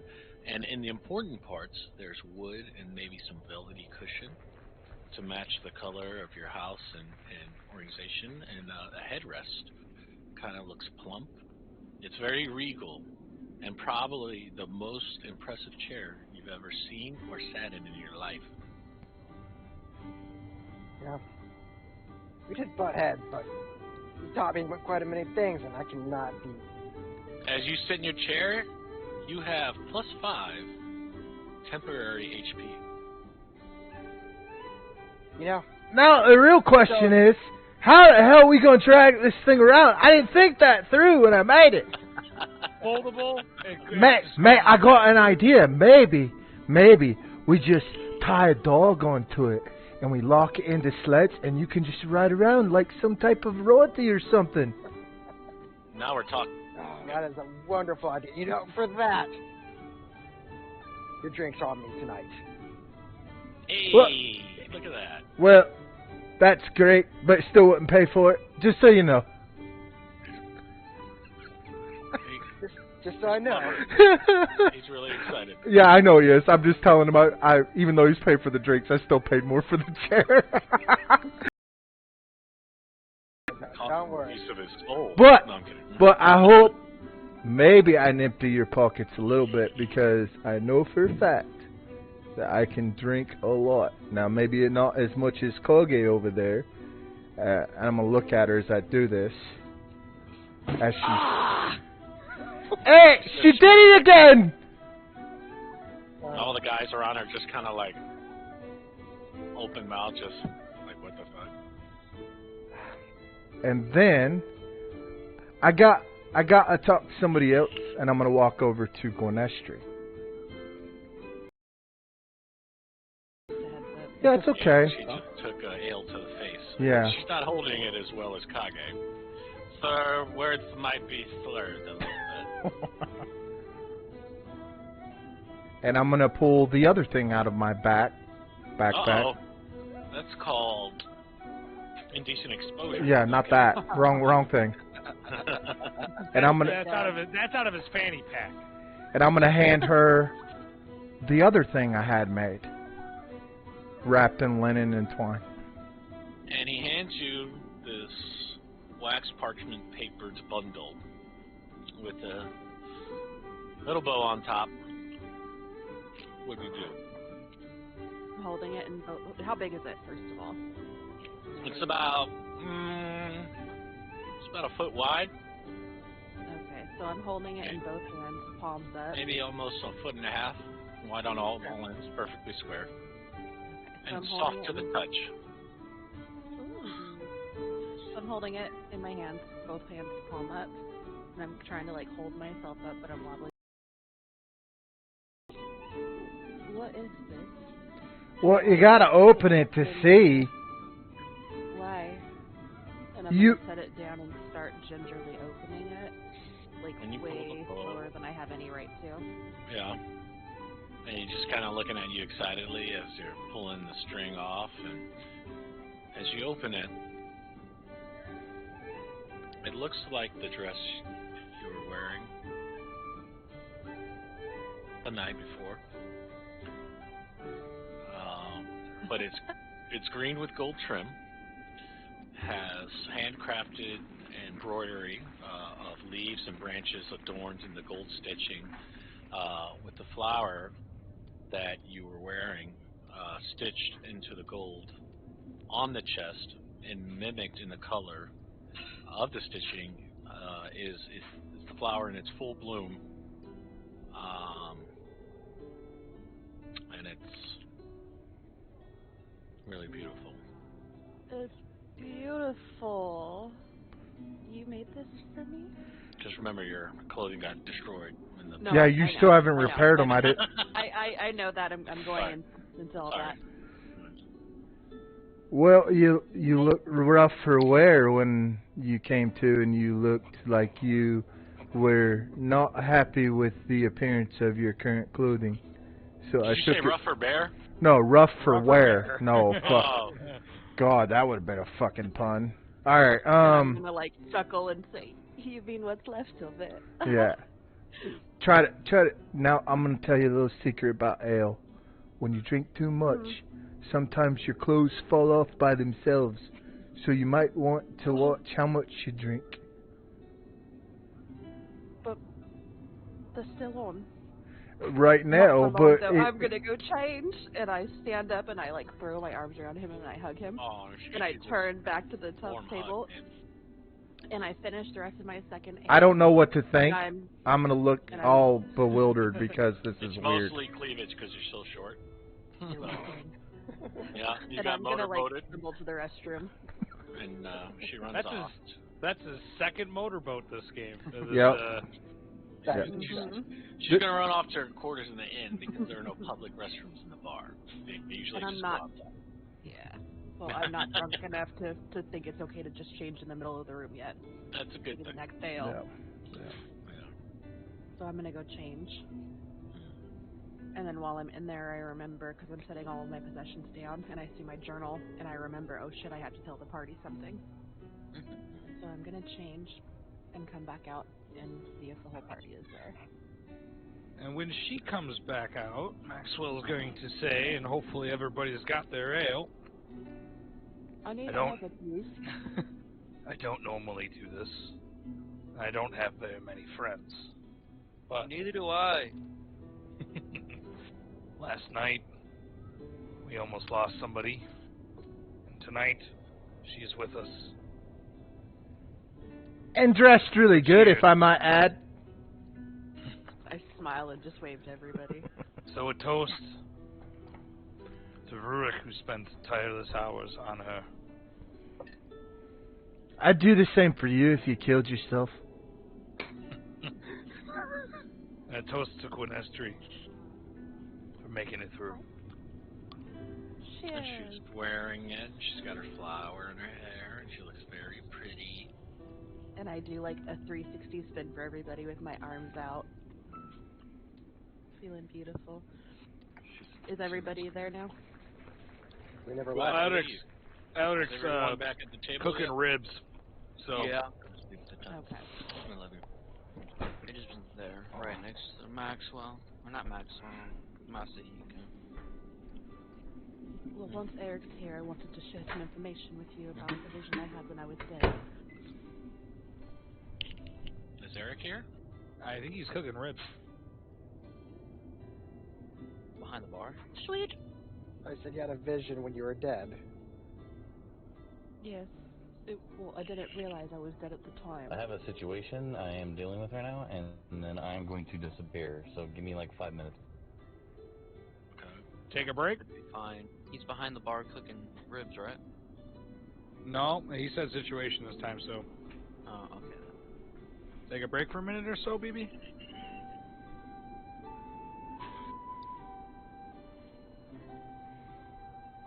Yeah. You alright, buddy? Alright.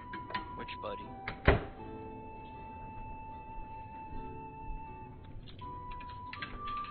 See, Heather, I told you there was nothing to fear. Fear I'm everything. really excited about it. Thank you so much. You're all Sorry, I'm eating. you're all on a hierarchy of friendship. Yeah. Luckily, I got one bounded to me by blood. Let's go. I don't do that to Let's people. murder that That's family. called entrapment. If it stands, it dies. If it dies, it goes back up again. That's how it works. Yep. Oh, by the way, Chris, that five temporary hit point wasn't my idea. He added that. I was just gonna make you a nice chair. He blessed the chair, so if you ever have to use it in combat before a long rest, it I can does see what? Chris now. 1d5, What are you doing? 1d6 damage. I'm gonna sit in my chair this. What are you doing now? I'm I'm gonna sit in my chair, firing bonus from my action. chair in the sitting position. Bonus action, I'm reloading. Fucking amazing. Just sitting there cleaning the barrel like, yes, it seems like it's hunting season. I wish I was at Joe's Crab Shack with Emissa right now. Why? Why, so you can get more of her crabs? Yeah. I'll eat fish for her any day. Somehow I don't mint. I don't know. I I'm don't Yes, know. Pickle, that is the correct response. I'd eat her fish any day at the crab shack. Zane, you want a new mom? Why? Because crabs, that's why. I said, oh. I don't know. I'd be a terrible mom. You're telling me. Well, it's already been tried and tested like twice. No, I think it would change your life, but as it. Sorry, Pickle. I think you would. I would love to be a kid again and have Emma as my mom. Because she would always make sure I have something to do. But she's got the big old mommy milkers. Like clean the kitchen. Listen, those are only What the fuck is useful up happening? to baby level. She'll After that point, you don't do anything with them. She'll take me to all the Ram car meets. Truck meats. I thought we were supposed to be on a break, not I keep my name Rod. Pickle time. She'll call me Ramrod. We are not insulting you. We were Yes. just saying how we all want you to be our mom. No. It'd be push rod, like motor. You gotta go You with know, Well, wait, does that make Travis our I dad, tried or, is getting- or are we fatherless? Yeah, we don't I'm even know confused. punk ass fucking worthless male in our life, man. Yeah, alright, we got a black Independent- woman. Yeah, that's what we need. I didn't realize how old I felt until when I was in Misawa and all of my troops were like, "You're really a mom to us." I'm like, "Oh." Emma's the And with mom. that, I'm going out for cigarettes. I knew. Yeah. Yeah, I gotta go out and get cigarettes and milk, guys. I'll be back in 3 to Can the 17 kids come? years. No. I feel like she would scold me for smoking, but let me do it as long as I did it at home. No, you know what? Yep. She would let you And drink in the garage. because It she has would to be weed. Well, No, in this household, we do heroin. roll for Emma some mom. Yeah, Pickle could be a mom. Mama. Oh. Are you good, Attic? Crisis averted? No, crisis is not averted. Did you burn your meat? Give me one second. No.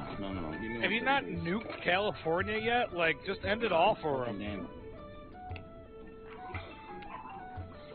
That's his shit. serious voice, guys. Don't push. Oh, Jesus fucking Christ. He's on the lam. Someone's dead.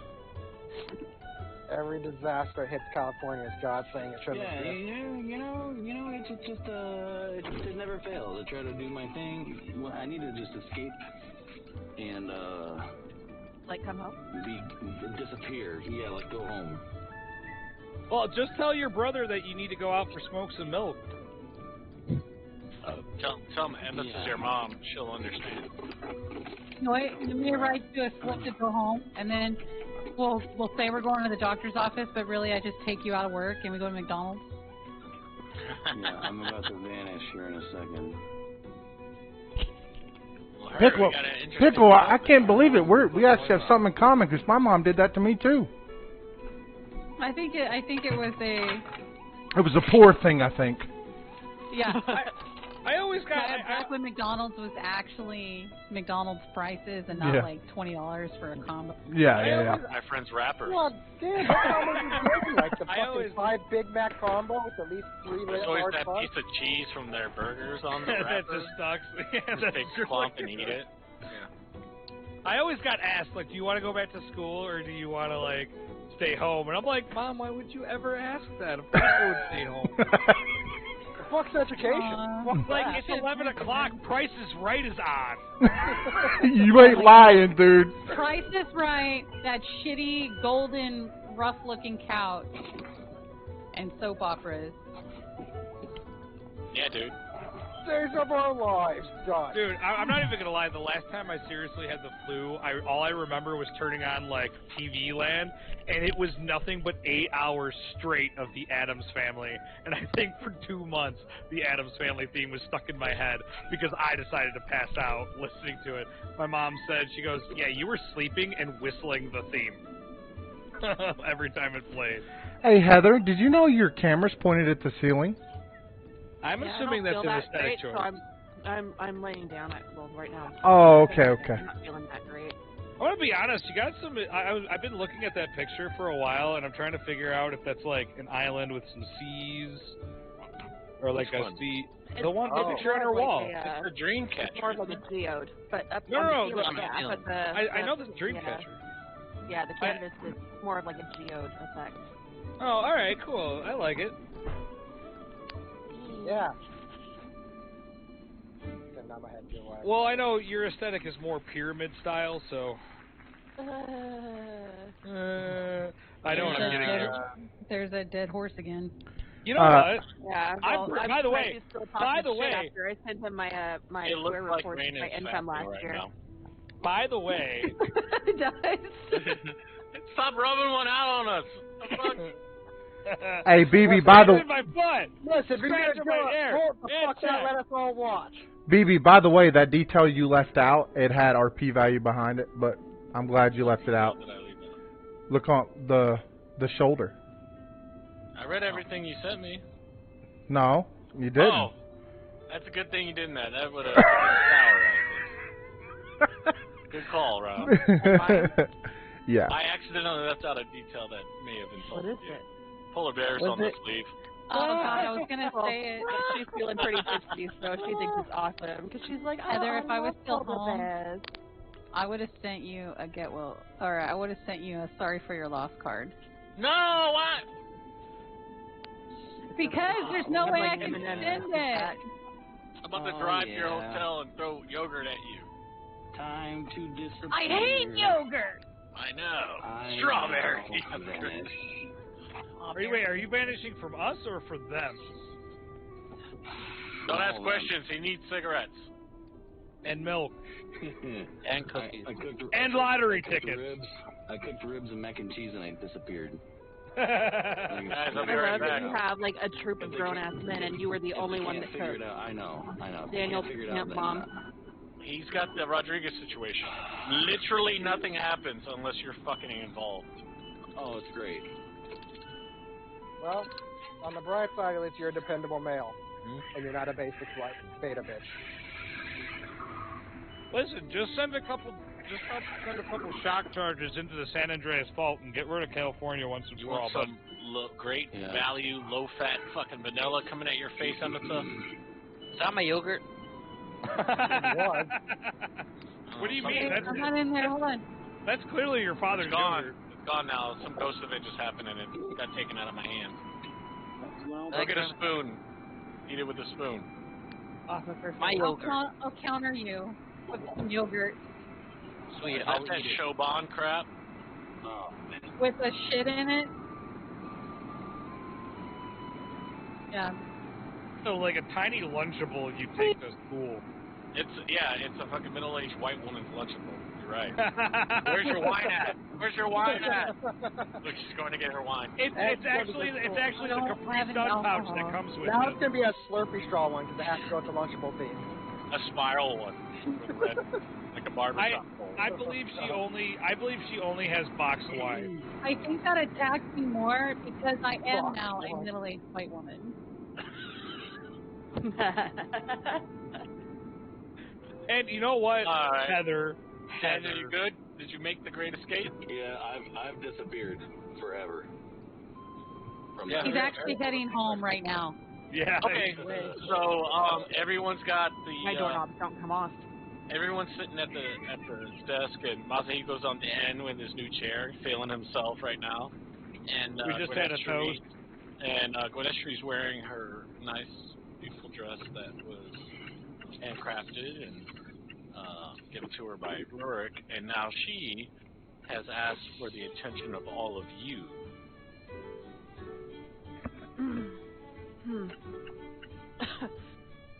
Sorry, I'm not quite feeling myself right now. It's the ale.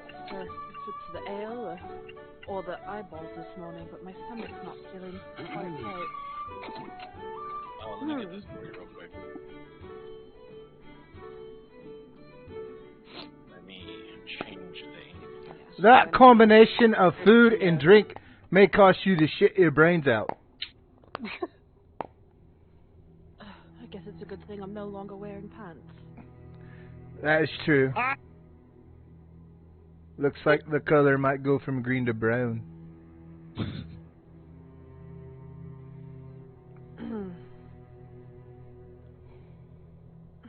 Sorry, she's trying to gather her composure. And she's looking a little pale around the gills and sweating a couple of beads on top of her head. She looks like she has to tell you something very important. So I don't quite remember who all was there when I woke up or came back or whatever you want to call it. And she hiccups a little. But when I was gone, I had a vision. And it felt real and it terrified me. And I went to the library. And I did some research because there was nothing in my grandfather's journal. And it shocked me, there was nothing there.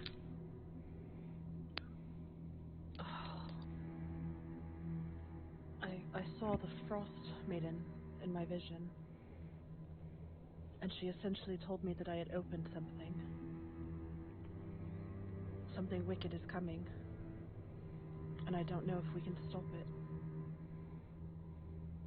But based on my research, at least now we have an idea of... And she hiccups again and kind of stops, feeling like she's going to throw up. When she puts her hand over her mouth, she hiccups. She puts her hand back and there's blood in her palm.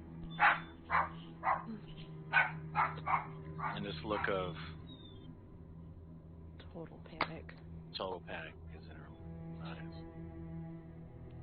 I'm gonna run around the table I'm gonna do the same and go up to her. and grab her hand and put my one hand on her stomach, and I'm gonna cast Cure Wounds.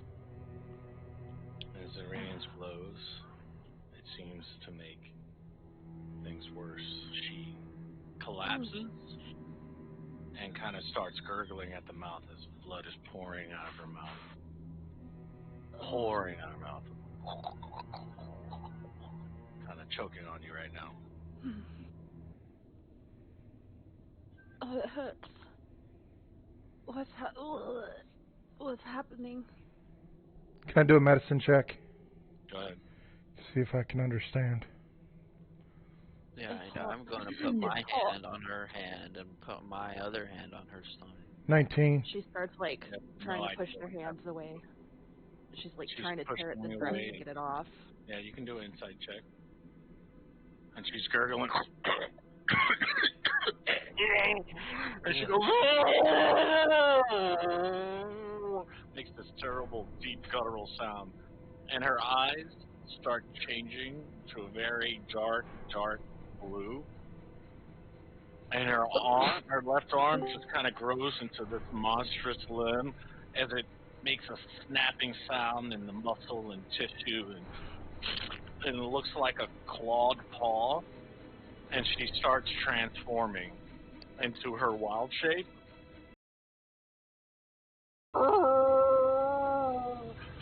And she's changing into a polar bear. I'm gonna look at Maxwell. Is that normal? And the dress that you just got her is ripping at the shoulders, down the her shit! Back, her sides, as this... Can I put her in a chokehold? You can certainly try. She's turned over and she's got her claw-pawed, mutated-looking hands of skin and muscle, just kind of pouring out blood from her eyes. That's now turning into this snout that's growing from her face, and her hair is just kind of falling off. And I want to try and put her in a chokehold to see if I can make her pass out. all right, go ahead and roll a athletics check. Why can't it be acrobatics for one? Because you always want to do shit that revolves around strength. And grapple check. I know. And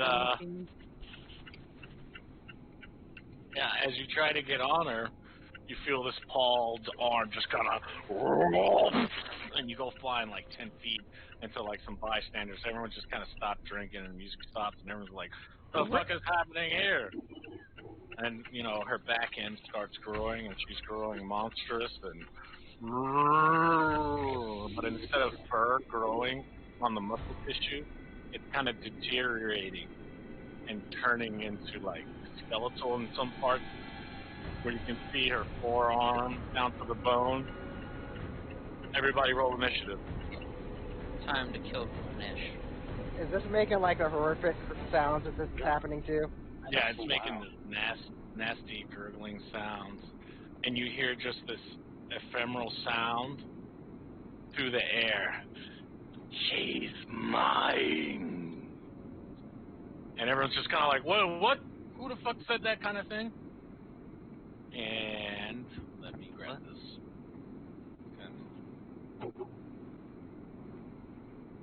Okay. I'm not gonna have a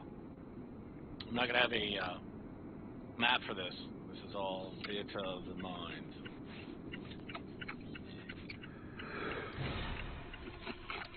As she gets up and she's looking at all of you.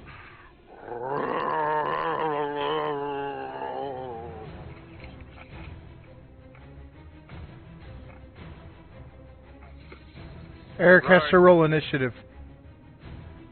Roll initiative, Eric, when you get a chance. Am I already at the bar? Yep, you're at. Everybody's here. Yep. There's been a lot of stuff going on. We'll fill you in a little bit. We're fighting a skeletal Gwynestri, polar bear. That's cool. For the earth mother. For the earth. For the bear dead.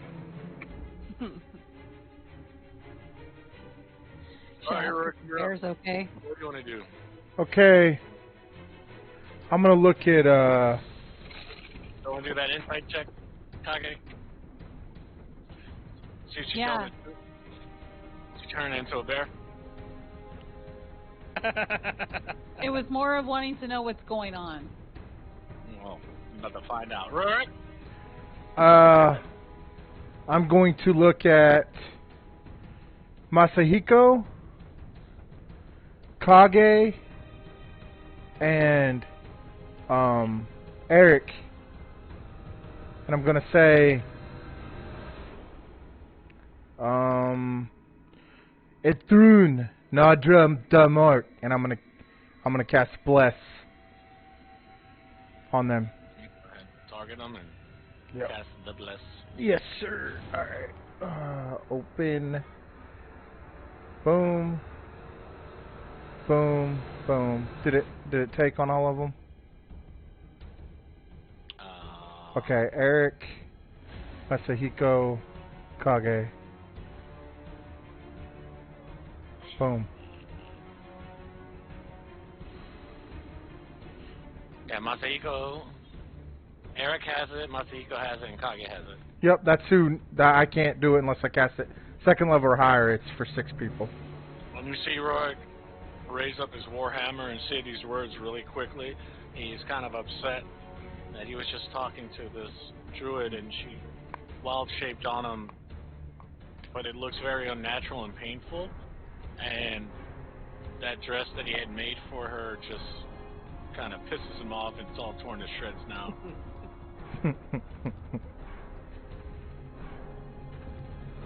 Damn it! I should have got it 3 sizes bigger. You guys are all within 5 feet of her, surrounding her.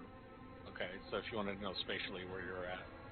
Except for Kage, she's about 10 feet away after being thrown into some bystanders trying to grapple check a polar bear. That's you, eh? Props? Alright, Ace, what are you doing? Sick. I'm gonna use chromatic orb. Yes. I'm gonna attack her with it, or the polar bear. And with fire. That hits. Sweet, 3d8 fire.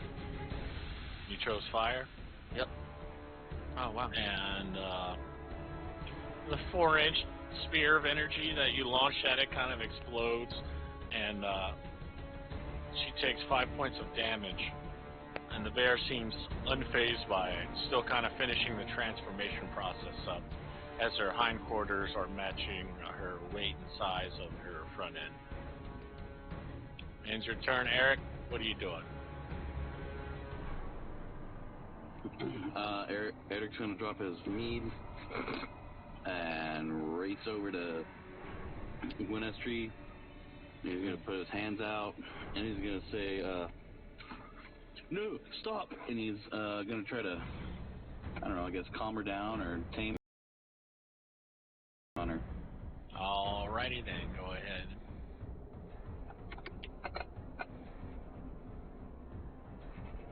And you put your hands up and start trying to calm her down and try to say, "Whoa, girl, whoa, girl." And the bear is just kind of in a rage of this finishing transformation. She's kind of, you hear this gurgling scream of Gwyneth's voice mixed in with this guttural sound of a polar bear mixed in with this eerie sounding of something demonic. Just like this kind of sound going on. Cool. That's gonna end my turn.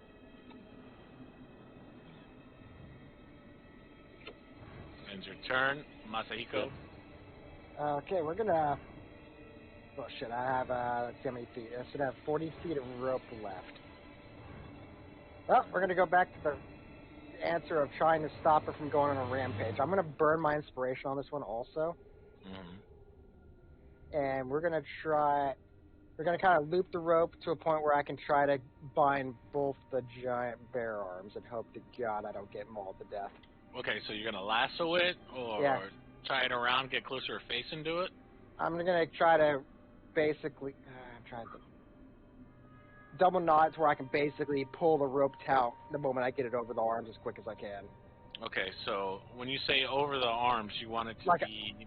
Like I want to get to where I can get it, I'll go around the arm, and the moment I get it, pull the rope out. All right, go ahead and do a sleight of hand check for me with disadvantage, because this thing is a large creature.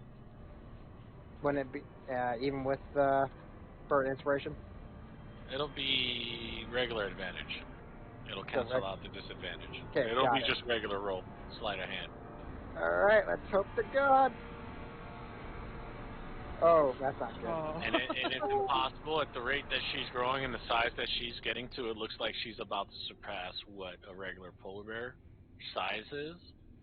And we may have some troubles because we're running out of room here. Oh, I thought that was a 1. Thank God. Because it looked like a 1. 7, you're good. Or a 10. Slipped and fell on some mead. Alright, Maxwell, what are you doing? Oh, this is a good question. I'm going to... Let's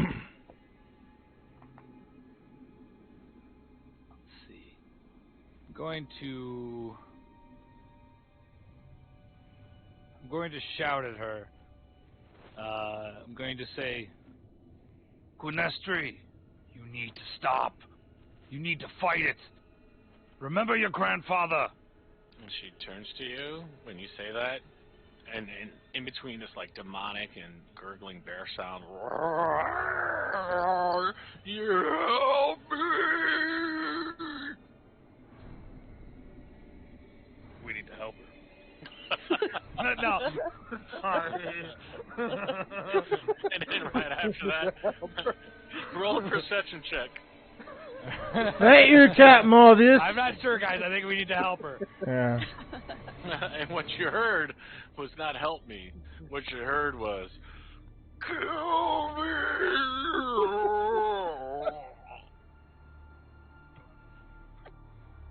So you're doing on your turn? Jesus. Yes. Alrighty then. Kage, it is your turn. I'm gonna head over towards the door of the tavern and look at the polar bear and be like, try to shoot my bow and get her attention. Alright, go ahead and roll an attack on it. Bring your dice with you, did you? I did. Not enough apparently though. What, you don't have enough? Well, I brought one set. Oh, okay. Okay, that's fine. What are you attacking? The air? Take that air! Oh, I'm so sorry. I didn't realize shooting the that you put darkness. a polar bear in there. Okay, my bad. There you go. Alright, I'll give you the first roll. It was a 15. Okay. Is it a hit? That hits. That hits. Okay. Really roll the damage, and Kage does that. She runs to the back and kind of carefully, That's a lot of damage. and an arrow sinks right in the left shoulder of the bear's growing body. And it doesn't scream in pain because apparently this transformation seems to be a lot more painful than the arrow to it. Essentially, Kage was trying to get her attention to go out the door. No. The polar bear, or Gwynestria, is saying, "Help me!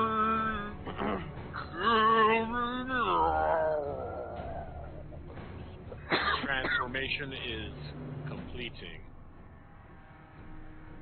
It is now Rurik's turn again. Make sure you target those fools. Yeah, before I kill my party members, roger that. Roger. Thanks Oh. for the dress. Yeah, It was great while it lasted. yeah. I'm just going to... Roger. And the irony in the sleeve. Yeah, right. I'm going to attack her with my hammer.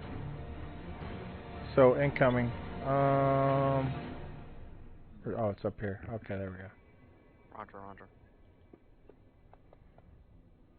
13. And this is And I don't care if she takes a swing. I'm going to fall back to the door where Kage is, and I'm going to stand in front of her, because I'm shorter. Rory goes to hit her with the warhammer, but he kind of doesn't want to hit her, so he's just kind of like misses and is relieved, and kind of falls back to where Kage is and trying to figure out what the fuck is going on here. Ace, what are you doing? Sick. I'm gonna go to where they are because they seem like they have a plan, and then I'm gonna hit them with that fire roll. All right. Because it sounds like she's saying kill me or something. And the firebolt misses.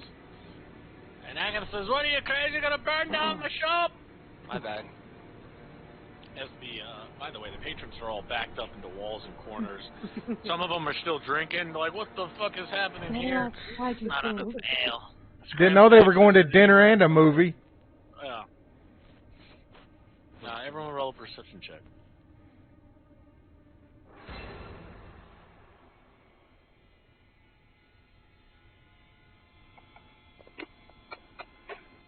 Natural 20. Oh, Jesus. Got Roll a natural 19. I did. There's one person sitting at the bar who's just kind of eating and drinking, and they're just watching what's unfolding. What do they look Alrighty like? then. What do they look like? You just kind of see a person sitting there. It's hard to make out in the.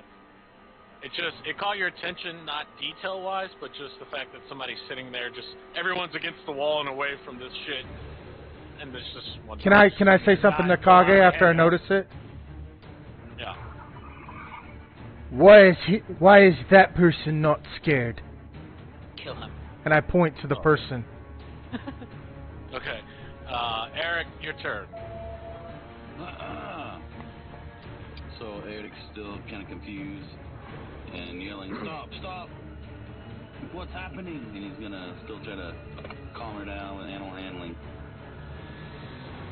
Okay, go ahead and roll. He did.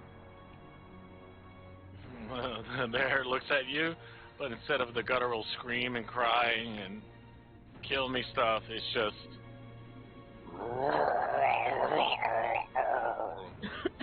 It looks like it's ready To kill. and finishing its transformation.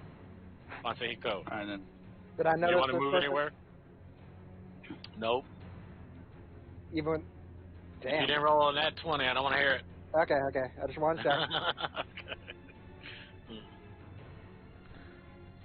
What are you doing? Shit.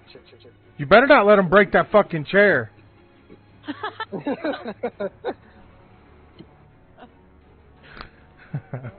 Oh. Fucking dress now, chair. Fuck you all! I'm not making shit anymore! Well, he blessed the chair, so. I'm over here writing, I'll show you to make chairs in my game. 1d6 bludgeoning damage. Go. I'm gonna go out with the crowd because they're going out the door, and I'm gonna take my action to unwrap and load this rifle because we might have to shoot this thing. Shoot it. You taking out your bow? You know what? Yeah, you know what? Fine, we'll take the bow. I've been told not to shoot inside the building. Okay. He is learning. I'm glad I fixed your inventory. Alright, Don't do know how what much it it's is. gonna do.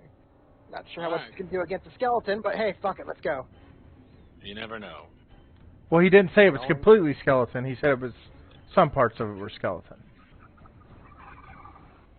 Okay, let's not hope to kill this person again. Never mind, we're just gonna hit it like a fucking ton of bricks. Yeah, there you go. What is the P4 from? Oh, that's from the goddamn Bless. Yep. Alright, go ahead. Plus. And you kind of fall back to where the others are at the door, and you pull out your bow, and in a panic, you just shoot it. You're kind of perturbed because definitely not your go-to weapon, but it'll make do for right now. And you're just kind of like thinking, we got to get this thing outside or something, somehow. All right? Yeah. Maxwell, what are you doing?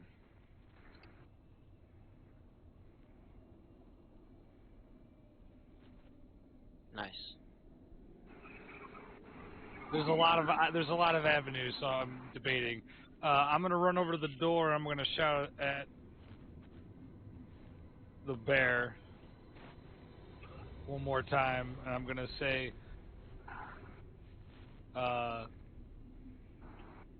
"Come with me. We'll go to On the Rock." As I'm trying to get its attention. Roll a persuasion check. Persuasion. Okay, yeah.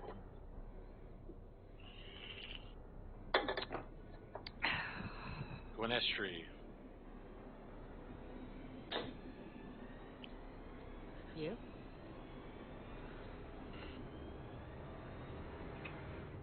Go ahead and roll a... Perception? You trying to think of a counter? charisma saving throw and do it in the tower.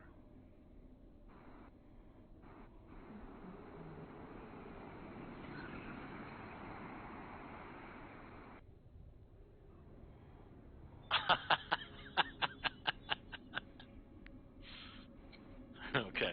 All right. That ends your turn. Kage, what are you doing? I heard what the cleric said, so I'm gonna go over there and leap towards the guy that is sitting at the table, the person, and put my blade to their throat and say, "Are you enjoying the show?" Yeah, I'll sick my dog on you. He just kind of looks at you. Am I able to see him now? Since I'm kind of on top of him, can you describe him? Yeah. You certainly can. Pulling up descriptions.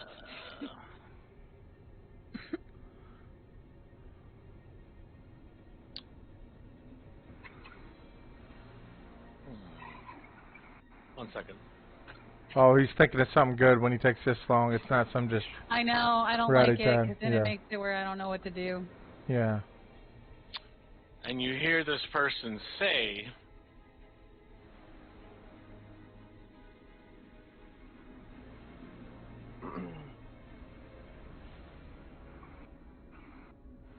you hear this. Oh, sorry. I thought you were gonna say it. Jesus Christ. Sorry. That's hot. You couldn't kill me if you tried for 100 years. Frostbitten. And she stands up, and when she backs up and stands up, when she goes to stand up, your blade follows her neck up until it doesn't follow her neck. As she towers over you at 7 foot tall. And in front of you, you see a very great tan-skinned Goliath female with a great sword and great axe on her back, and a scar from her left eyebrow crossing over her eye and nose and cheek down to the other corner of her face. And she lifts the table up and throws it to the side. And she walks towards the polar bear. She pulls out her great sword, kind of holds it in her hand, spins the handle and the blade at the same time. She takes a running leap and Nice belly the button. polar bear head rolls off. Always with the head. And that ends the fight. And in front of the hold on, let me get this.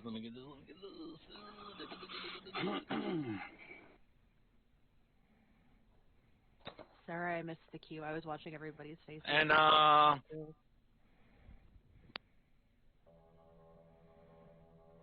in front of this polar bear,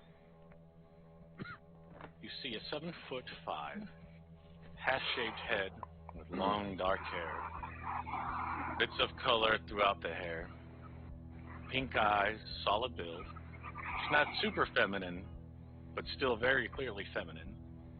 She's covered in scars over every bit of exposed skin.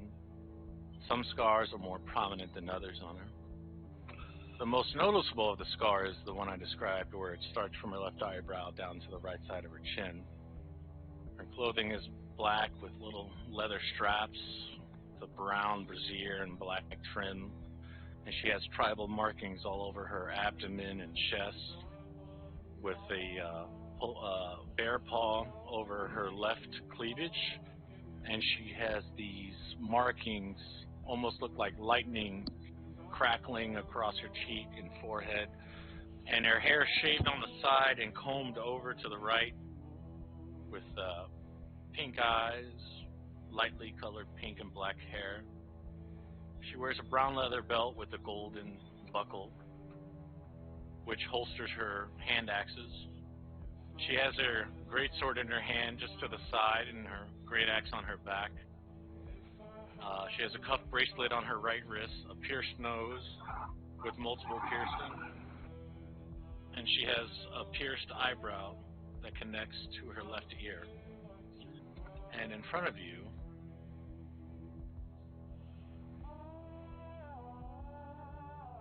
this is what she looks like.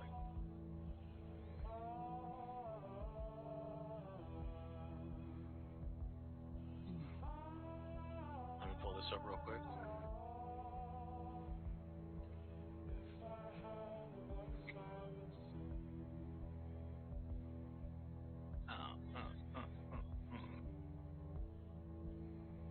Alright, go ahead and take your character sheet. It's up on the character selection.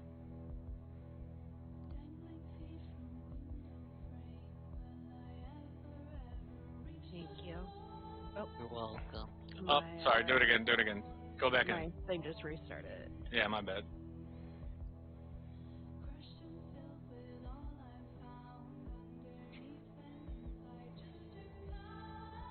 And she's just kind of standing there going,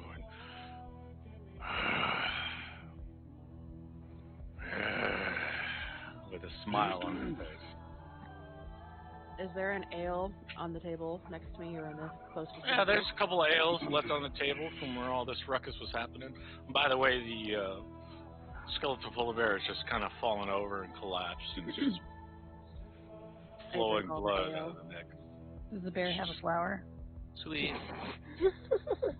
It had a flower, and everything transformed into the bear, including everything she was wearing, except for the dress. The dress got torn apart.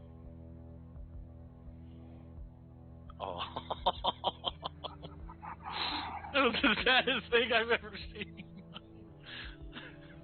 And you beheaded it. See, Ron just kind of...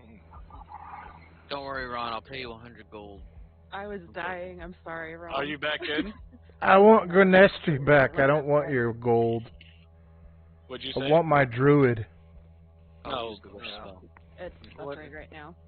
No, you want the dress on the Sorry. druid, let's be honest. No, I Yes. want the druid. I want both. I was starting to want the like dress on? Gunestri. Now I gotta deal with this Okay, fucking got it. monster of a woman.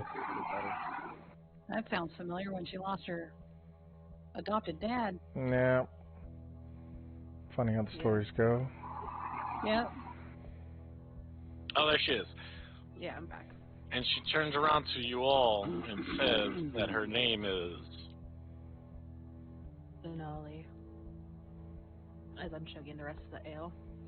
I had a truck Denali. once named... No, I'm just kidding. Well, at least you seem more entertaining than the last one. It's a pity you decapitated it, though. Why?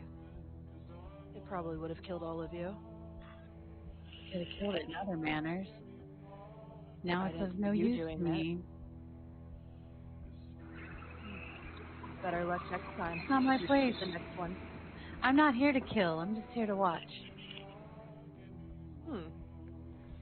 I'm gonna walk over. Sport. I'm gonna walk over to Eric. And what do I see? Everyone's just mouth kind of open, like, what the fuck just happened in this tavern? Eric seems to be a little smitten right now.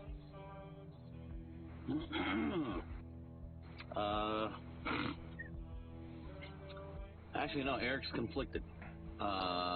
He's upset with the situation. He's just kind of standing there with his hands open and his mouth, his jaw open, staring at the now torso of Gunestri. Yeah. Bitch roll a nat 20 Well, on my skeletal polar bear. Whatever.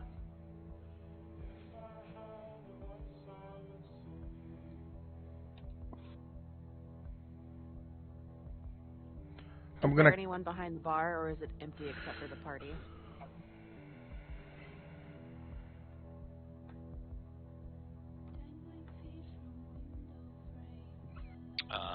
Say that again, I'm sorry.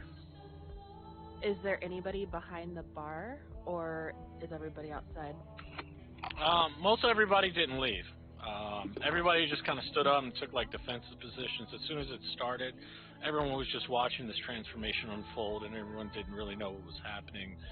And then they saw you guys taking action, so they're just kind of like, 90% of the people in here are drinking, so they have a little courage to stick around. So Yeah, I'm I'm gonna walk up to the bar and I'm gonna order 9 pints of ale. And Agnes says, "It's on the house!" And she just starts fucking heading. And everybody in the crowd's like, "Yeah! Woo!" Everyone's excited. As I walk over to the bear, I'm gonna kind of drop my weapon and my shield and fall to my knees. I'm just gonna go over and start having more ale. Like nothing happened. I'm bringing the 9 ales over, just carrying them all at the same time and setting them down at the table. And I'm gonna look over at this weird bitch. I've got one for you already. So I just completely down that one, ignore her, and go ahead and go to the bar and get another one. Sweet. So do you understand my posture, BB? It's more of a weakened state that she's dead. So, as I chug 2 of the ales, I'm gonna look at the party and, don't be so sad. There was no hope for her. Sweet. I'm gonna go You over saving to... her was in vain. Yes. Ooh. It was a pretty dress, though. I'm gonna ignore her. Tramsack told me about you and your journeys and being an adventuring party. Perhaps you could use a little help.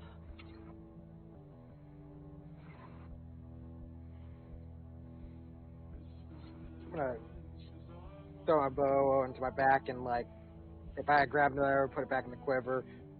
I'm gonna walk up to the Denali truck over there. Like, as much as we appreciate having another one with us, perhaps a bit more of a moment for the two, as Ulrich and Rourke were very attached with the efforts to bring her back with us, that they didn't even rest on the way to bring her here. You can rest when you're dead. Like her. Make it quick. We need to burn the body.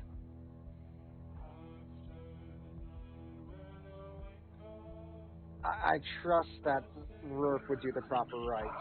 However, give them a little time, as it has been a rather emotional time for both of them for the last day or so. Somebody help me with the body. Who's gonna help? Maxwell, I'll help you. Get into that. It's not the body of... the North Look. He's just gonna exit the North Look after what happened and walk through the North Gate and wander about. I'm gonna see him leave and follow him. Okay. Pick up my shield and my weapon and walk away. What's everyone else gonna do with the headless polar bear body? I'm gonna help Maxwell. Where's the head at? It rolled about 10, 11 feet to the left. Don't let her the touch amazing the head. killing blow from... Can I examine the head? And you know why. Okay. What do I need to roll? You need to roll a Arcana check. Arcana? Okay. God damn, it's always a low one. Yep. Of course. You know what you seek is impossible to gather because where transformations ruling them.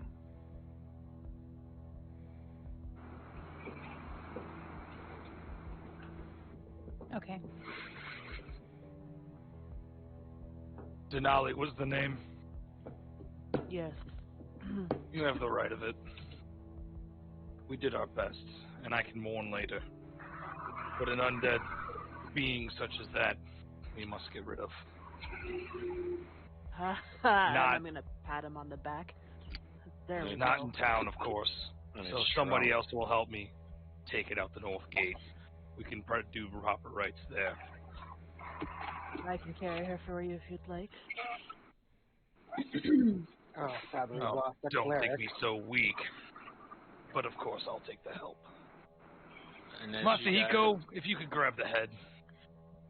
I'm gonna walk over there. Do I have to do a dexterity thing to pull this from her No, hand? you're good. You guys got enough people to carry No, I mean, because... to take the head from Kage over there with, no, she's I done left with it. it.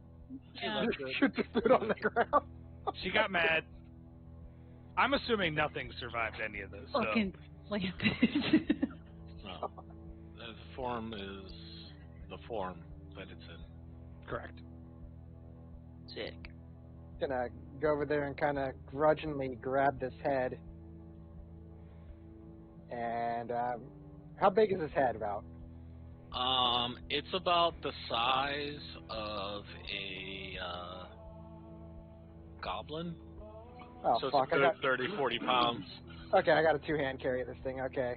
Yeah, you gotta lift it up, and like its maul is right there on your left arm, and it's back of its ears and neck, and you know it's square and elongated on both sides of the cheeks. So, and there's barely fur patches of like Renestri's long hair and polar bear fur, and then just like skeletal tissue and ligament. So it's all fucked up. I'm gonna look at the two and with like a disgruntled and very disgusted, like, as much as I would love to pay proper rights to her, can we please go move along with this already? And as I'm you guys just standing are, back watching, drinking as you my guys beer. are carrying this bear and its head, you guys are upset and sad about what just happened, but everyone else in the tavern is slapping you on the back, saying "good job" and "yeah, suck it, ice, bitch," you know, and you know, cursing the Frost Maiden and polar bears in general. It's kind of awkward because you want to hit them in the face and burn this place down. And at the same time, you're too upset to do anything, and you just take it in stride and head outside and take this long, solemn walk of carrying Quinistry, who turned into a vicious skeletal polar bear after dropping a truth bomb on you. And you guys, 20 minutes, make it out of the gate.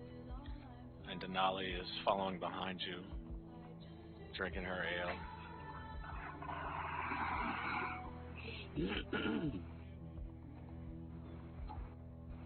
What's everyone doing? I'm not carrying it, am I? I'm not carrying anything, or am I? I thought you were helping carrying the ship. Well, I don't know if she was carrying it all, one shoulder over her like a fucking Ford F-150 or Well, some shit. that was my plan. Well, you guys are all carrying it, so. All right.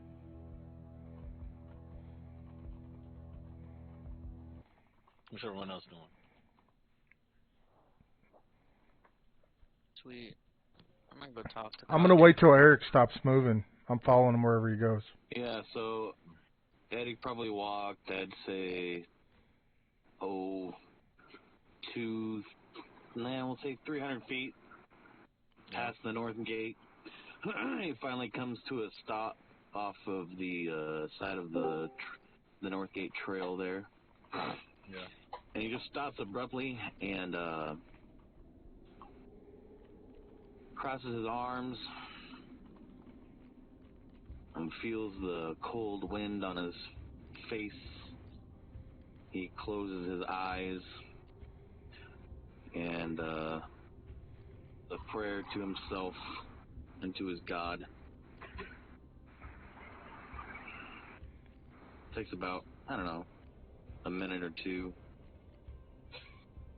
He didn't even know that Rourke followed him. He thought he was by himself. Well, you don't hear him coming up behind you. He's just watching you solemnly, feeling your pain. Says a silent prayer to himself as he's waiting for you to make your next move.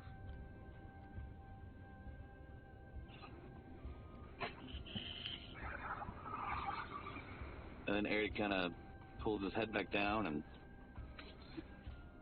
moves his left foot behind him, getting ready to turn his body around, and looks and sees Rurik there, and says to Rurik, "Oh, I see you followed me. You feel it too.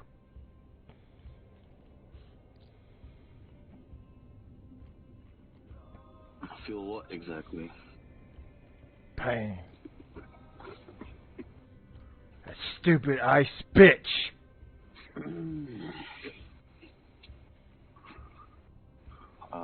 I wish I was a god. Just kind of looks at him funny. But then he says to Rurik, he says, "Well, I suppose you're the only one in this party I trust now." There's a few others Let's you go. can trust. You just have to be willing to open yourself up to it and stop cutting yourself off to the rest of us. Not me, maybe. You spoke with me while you were drunk, and I think that's why you like me so much. But there's others here. Just get to know them. Oh, I know them plenty. These party members here delve in magic and sorcery, and I don't quite care for that kind of nonsense. And I don't trust it. may I ask why you don't trust it?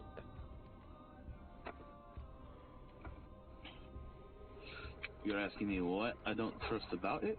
Why don't you like magic? What don't you trust about it? They're all devils in disguise, especially the friendly ones.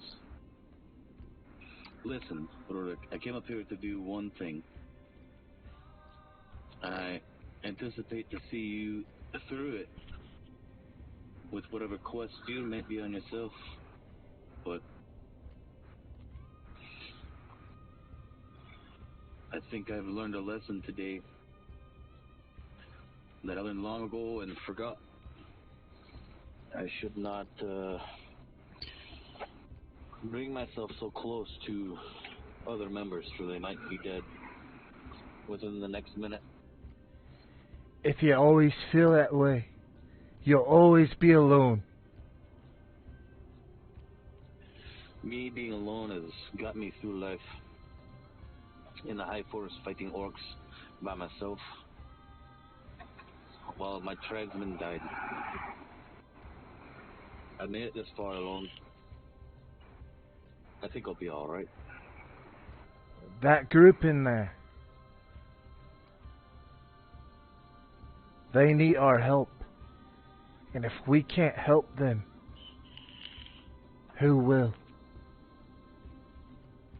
Message! Message? Sorry, as you guys are talking, the rest of those guys, you hear them coming up behind you, about 20 feet behind, carrying the body of Gwynestri. What do you do?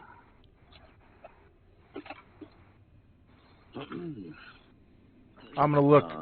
I'm gonna turn around and look at Maxwell. Well, if we're gonna extinguish your flame, we better build a pyre.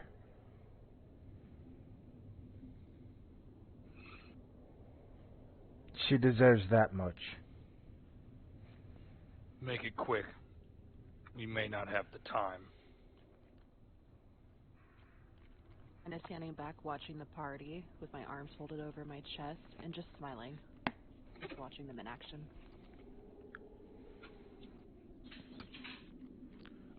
Can I look around for any type of? I know there's probably not no. We ain't got time to cut down trees and shit. But can I look and search for branches and sticks and a half-assed pyre? Yeah, do a survival check there. While he is doing that, You might want to help him so you can get advantage on it. I rolled 16. I don't know if it's good enough. And you do find enough to get a fire going. While he's doing that, I'm light. I was going to take out one of my torches. I should have. Yep. And light it up. Okay. The tinderbox. Yeah, and you light your torch, and you can see the blue and white of the snow, and the aurora's going on overhead, and the town guards are just kind of watching you guys closely at the gates, but they let you through. It looks like you were carrying out a polar bear. A couple of them muttered, "Good kill, good kill." Having no idea what exactly just happened, but they figure you're removing a pest and let you go out to get rid of the carcass. Right after they lit the fire, Denali is going to place her great sword in the snow, just the tip of it, and she's going to kneel down on her knee and say a quiet prayer. And the sword makes kind of a shink sound as it plunges into the snow.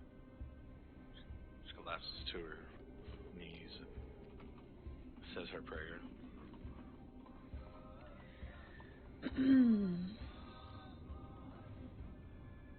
I'm gonna stand. Is the body burning then? Are you guys going to place the body in the fire? Yes. Well, I figured we'd place it on the pyre and then light the pyre. Okay. That sounds like the proper order. Yeah. Well, I thought the sticks were burning already. That's why I was asking. I plan to light it with the torch. I'm gonna look at the party and tell them, put what's left of her here, and I point to the pyre. Talking to you, Masako. Yep, I'm gonna put that. Gonna put the head in. That's what I've been carrying this entire time. And I'm going. Put the head in, and when the bear catches what fur and hair is left, the fire starts off red and orange and yellow. as it gets deeper into the carcass, it's turning almost a magical blue until it fully engulfs the flame, and it's just blue fire burning. As it burns, I want to say, even though she was stubborn and set in her ways, we will remember her quest for knowledge and her way of life. All she wanted was to prove her grandfather wasn't mad. But I guess she will never know. But I ask of you that we will, in honor of her memory, that we shall go to Honor Rock and gain the knowledge that she seeked. I will find this Honor Rock, if you will help me in her memory. The way of the North is that I believe Eric said it best. The strong survive and the weak perish. Let this be lessons to all of you that missteps in the wrong direction. It might just be your last. For Gonestri. For the Earth Mother. And I'm going to say as well, all that comes to the earth shall return to the earth.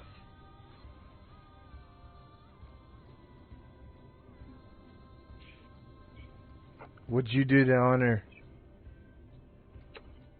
And I'm looking at Maxwell. Because he's holding it. Oh, he already lit it. Never mind. Fuck it. Yeah, Never it's mind. burning. Yeah. I already lit it. We're good. Fire. And then I want to walk over to Denali. Is she kneeled down still? No, Yeah, she's she's- not. She's getting back up. Sorry.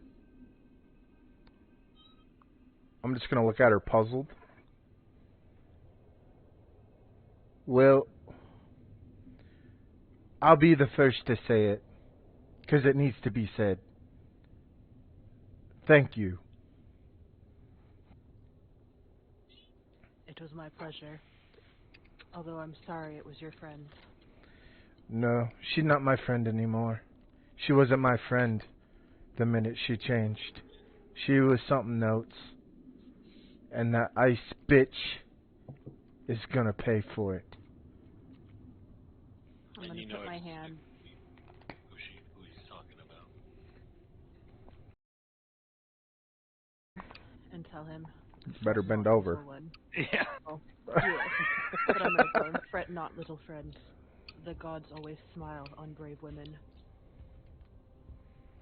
She is at peace now. I'll have to learn your story later. But for now, let's give them their space.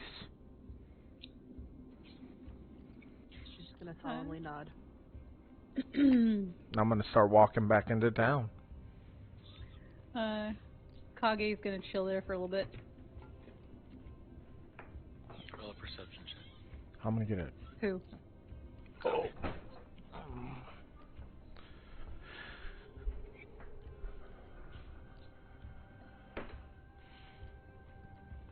I'm about to You whip see out it. these fucking dice. You see it. In amazement, as the head was burning, pieces of it falling off, one piece falls off and turns back into that flower. But it doesn't wither, and it doesn't burn. It stays its shape and glow. I'm gonna take it. And with that, when I take it, I'm gonna say, life asked death, why do people love me but hate you? Death responded, because you are a beautiful lie, and I am a painful truth. But in the end, life is harder than death. Death is is where you go to be at peace. That's it. What's everyone else doing? I'm gonna stay there until the everything turns to ash. And this burns pretty much all night. But Oh God. She's a big bitch. using it for warmth. Well, this thing's been burning for a bit. Eric Flynn is gonna approach the fire and stop, and he's gonna look down at it, and he's going to say, "Sal nuva wuta sanarak," and then he's going to give the fire a nod, or the burning body or whatever that thing is a nod, and then approach the north gate.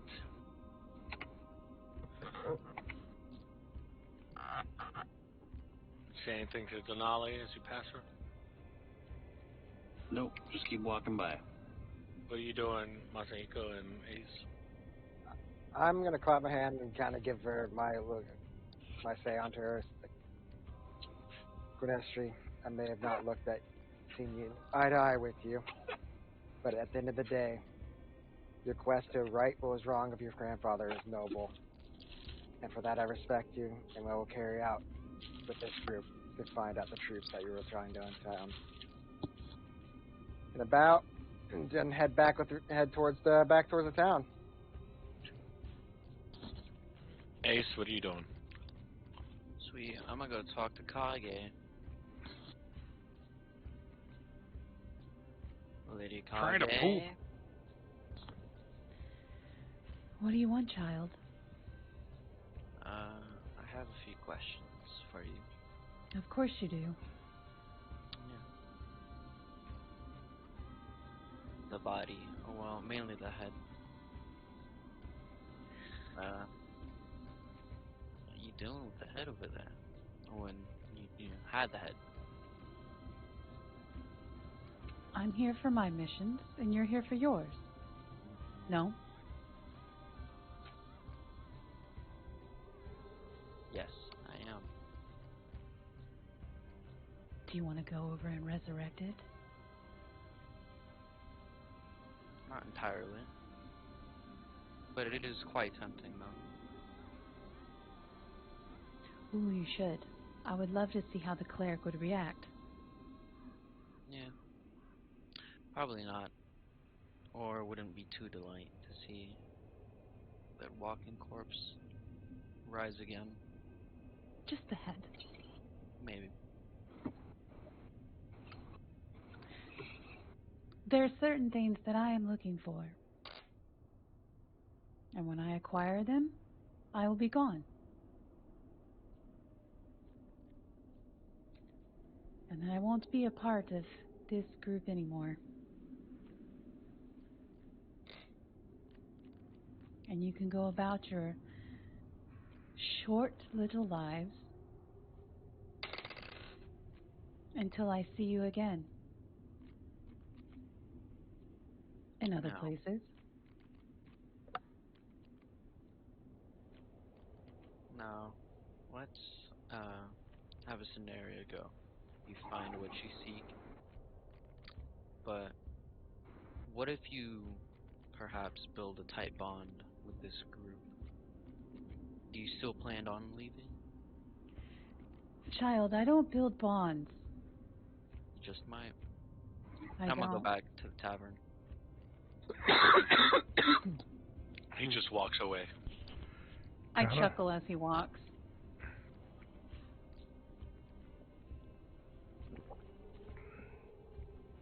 Is everyone heading back to Northlook, or going to sleep, or?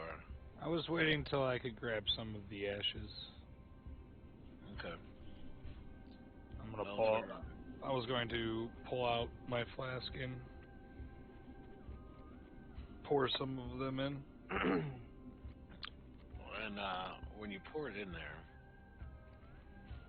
and you hold it up and you look through the lights of the aurora, her ashes seem to almost flurry inside of your vial, as if some magic is making them spin like a blizzard.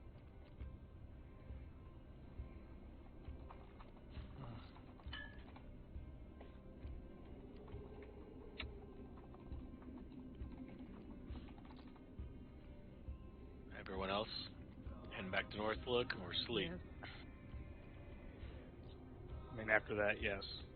Yep. Eric?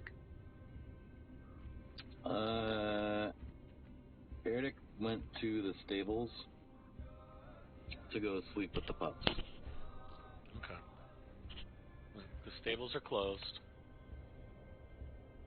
Are they Do some- closed? Yeah. Do you want to do some B&E? Abso-fucking-lutely. What do I want to roll? Go ahead and roll a, let's see here.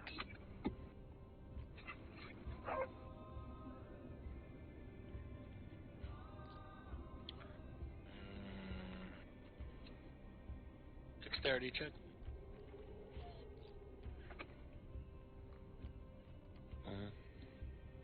Dexterity?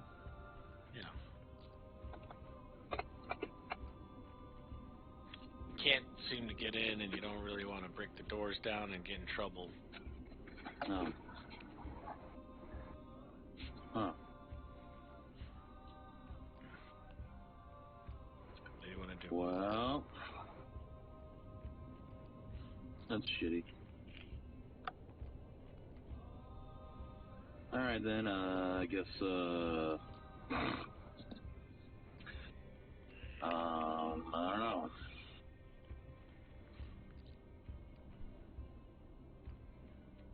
Do I still have my tent in my inventory, or is that somebody else's? Oh, I do. Should be yours. Yeah, I'm gonna head down to the southwest gate. Okay. Set up a tent outside of the gate. Make a little camp. Go to sleep. Okay. And you walk out of the city gates, and you go and set up your camp and go to sleep in your little tent. Perfect. Yeah, can you just go to sleep now, please? He is already, damn it. Everybody else? I'll go sleep. What time is it? Sometime in between midnight and 5 a.m. right now. Depending on what you're doing, if you waited for ashes or if you turned around and left when it was still burning. I was drinking at the bar. Kind of doing things at a different timeline Yeah. here, so. I went to go trance. There's time for another ale. So I'm going to have another ale and then get ready to call it a night. Alright. Masahiko?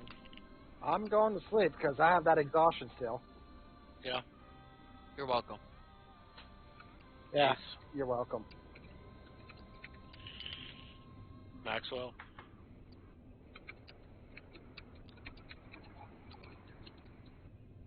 What?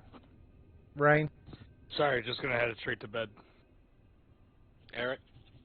Was sleeping, Rurik? After I'm- your ales? I'm gonna go upstairs and go in my room, and I believe, Rourke believes there's life after death, and he's gonna kneel down, and when you're ready to talk to me, Gwenestri, I'll hear you. And I'm gonna jump into my bed with my armor off and my weapon and lay down.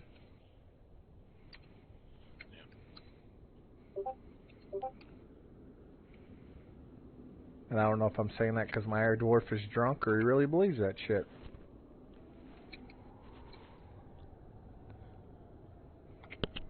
Fucking dress. Oh, wait. Before I go to sleep, when I get in a tavern, I want to bring that chair into my room. Okay.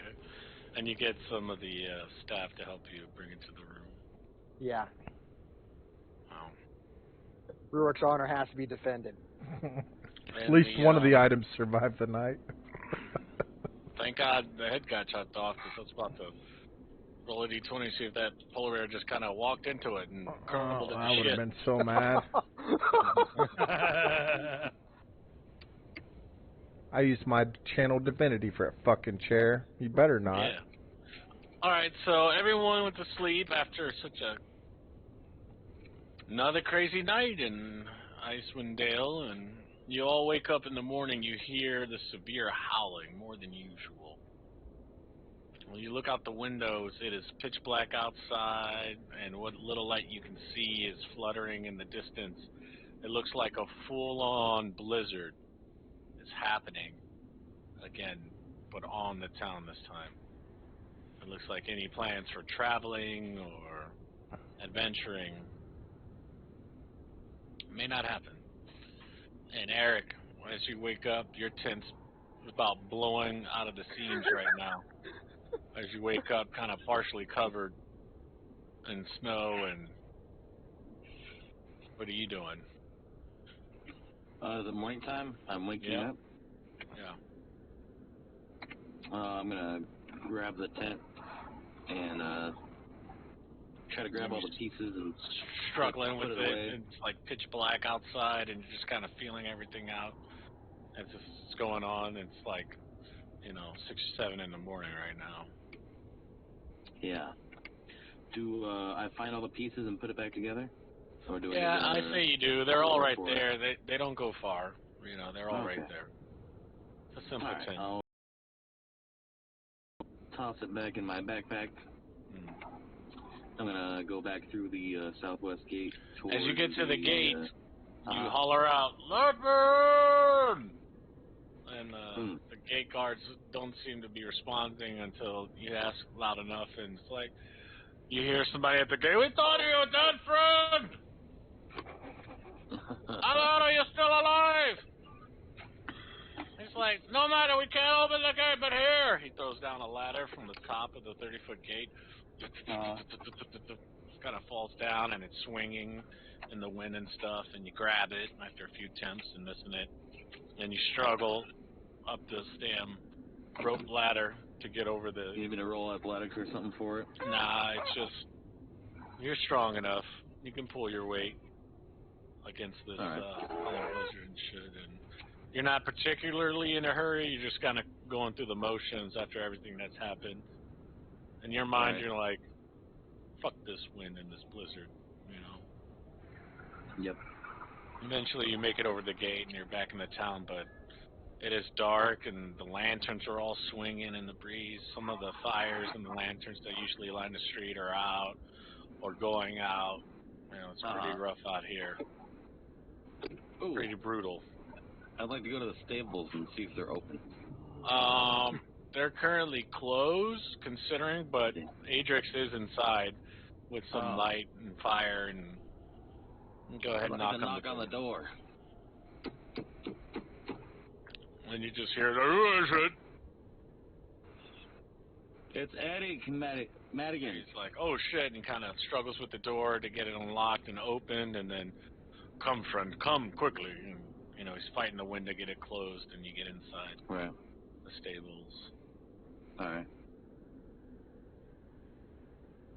And then he asks him, how are the dogs? They're fine. It's just blizzard. It's rough on everyone. Here, help yourself. I don't mind, friend. All right. Eric's going to go back there and hang out with the dogs for a bit. Okay. What's everyone else doing? I'll put on my... Go ahead. I was going to put on my stuff. Everyone else should be back at the inn. Yeah, I'm going to put on all my gear. Say my prayer for the morning so I can have my spells. Then after that, I'm going to walk out and walk downstairs. And I'll wait for Kage to show up. Denali, you're outside doing push-ups in the blizzard. Okay. Well, before I got there, I wanted to whip myself with some of my rope across my back. That's one of my morning rituals, is 50 lashes. Oh, okay. Then push-ups. And push-ups in the blizzard. That bitch is crazy. Great. Kage is... It's Malik's sister, dude. I'm telling you. Bitch is nuts. Denali turns into a werebear. Now she's there. She took the werebear from Malik. That's okay.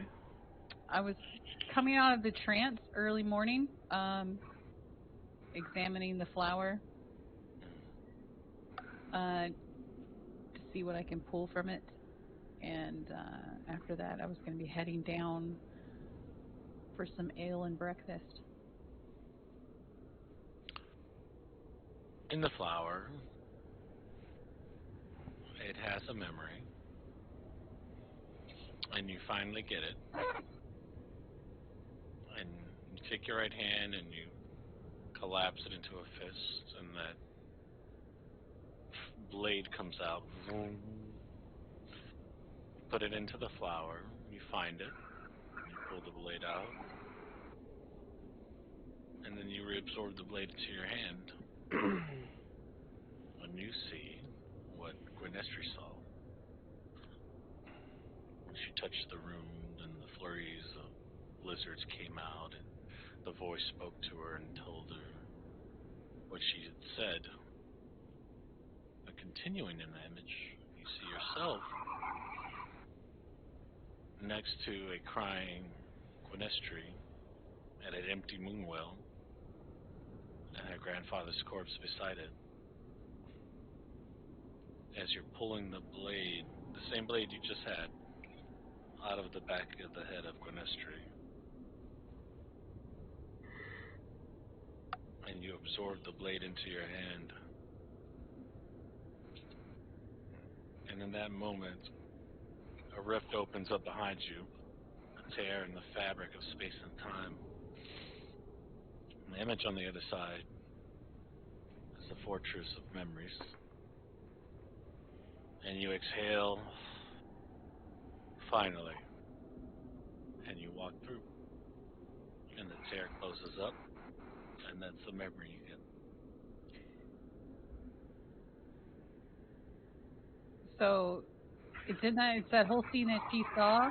Was her granddad there? His body was there? Yeah, his body was there. But I was pulling the blade out of Gwynestri. Yep. Okay. While she was crying and sobbing beside her dead grandfather. Okay.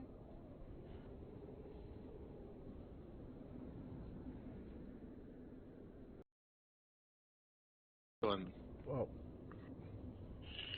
I am going to start writing a letter to my family, trying to kind of reach back home and touch base, see what is happening at home. Reach out and touch base. And then I'm going to kind of read over the carbon copies of this shit contract I'm stuck in as I'm doing it. At least you got a fucking... At your writing desk in your room. What's everyone else doing? And his good chair, too. And his In good the chair.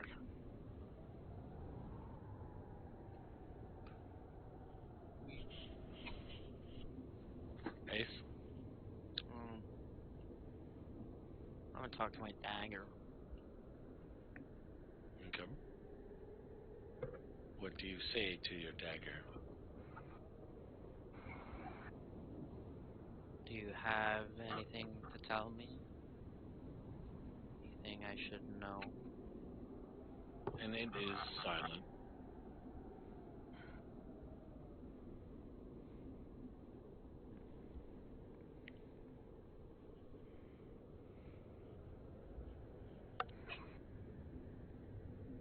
Sweet.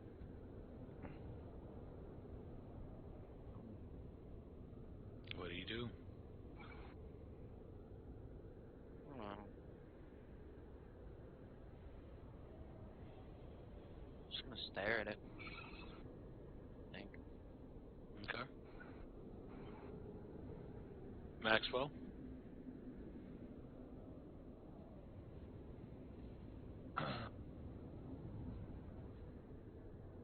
Oh no. I'm gonna head down to the bar. Is anybody there? Agatha's there, but it's minimally manned for anyone braving the streets to get to it. You know, she's running a partial service considering the blizzard, but you know. No, that's fine. I just want to ask her a question.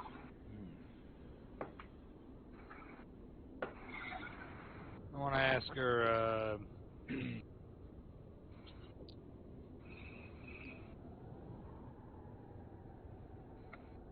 there any work to be done around here that I may be of assistance with?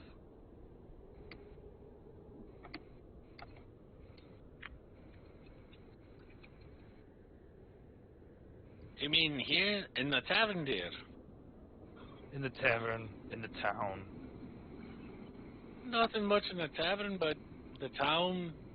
I'm sure that somebody that needs an adventurer or two. Get something done. Do you have any idea who might have such information for me? Not particularly, but you can always ask around town when the weather clears up, I'm sure.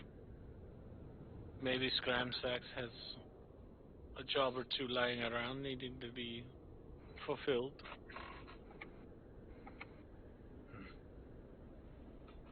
Very well. When the blizzard clears up, then.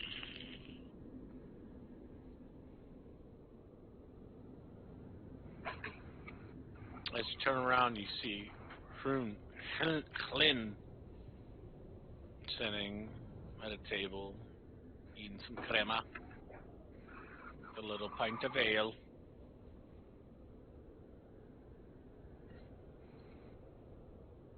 I'll walk over to her,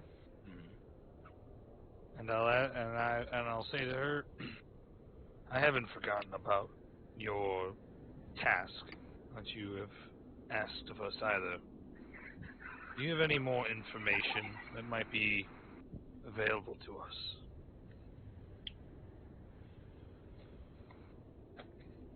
She says, well, I hear Torga's caravan was spotted south of the Dwarven Valley. She set up shop for a few weeks to sell her wares.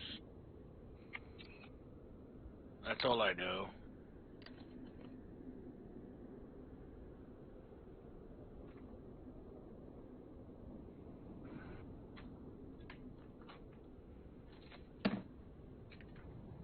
Do these blizzards last long here? They usually last a few hours. They come and go. Never a full day. Let's hope that doesn't change.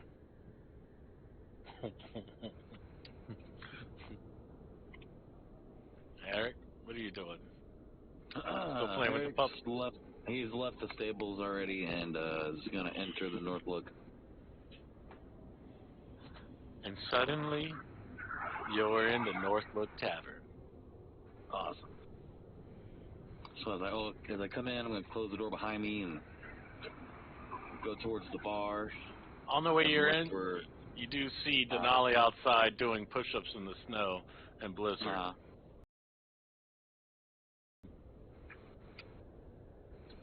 So as he sees that, Bunt of steel. he just kind of, smirks under his hood, but doesn't give any notice or make sure that he doesn't give any notice to her, and walks inside the North Look. Okay. Tries not to show himself looking at her.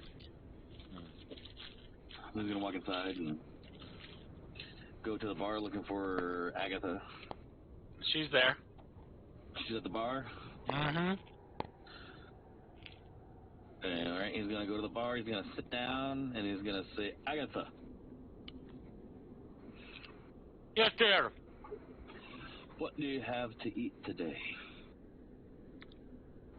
I have bear, fish heads, and crema.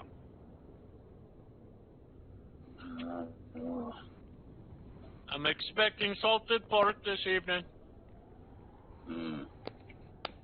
That does sound good. I suppose I'll take some fish heads. I'm not in the mood for any bear at the moment. Oh, we do have knucklehead trout soup too there if you want. Knucklehead chowder. I'll take the chowder. Would you like a fish head thrown in? Sure. And the meat, please. Coming right up there. She heads to the back to start preparing your meal. You look around the bar, you do see Maxwell and Clinton sitting together. He looks over at Maxwell. Does Maxwell see him? Yeah. Sees your big ass. Alright, cool. I give Maxwell a nod. I nod back. Do I see anybody else in the bar?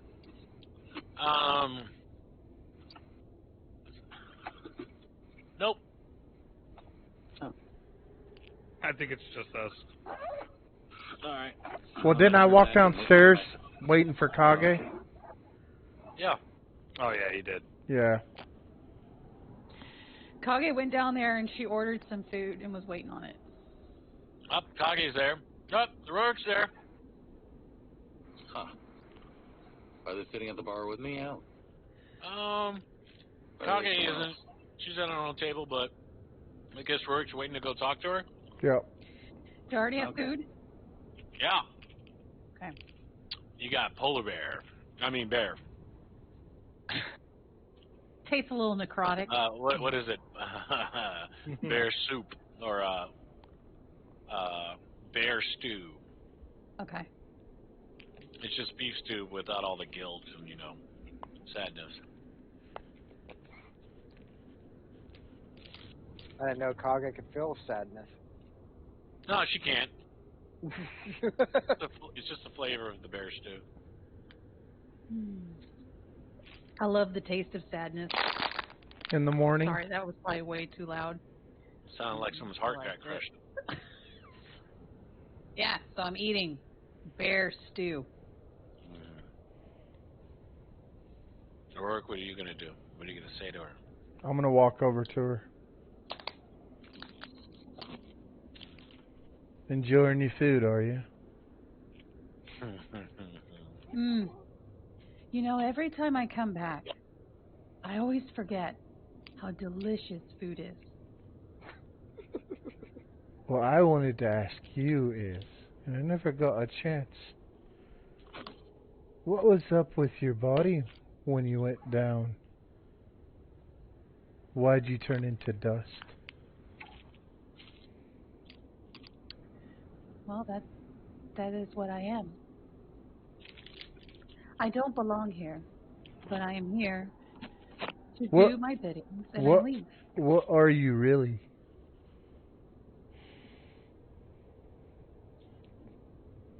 I am Shadarkai. Now, does that ring a bell with me? Probably not. Nope. Okay. Does not.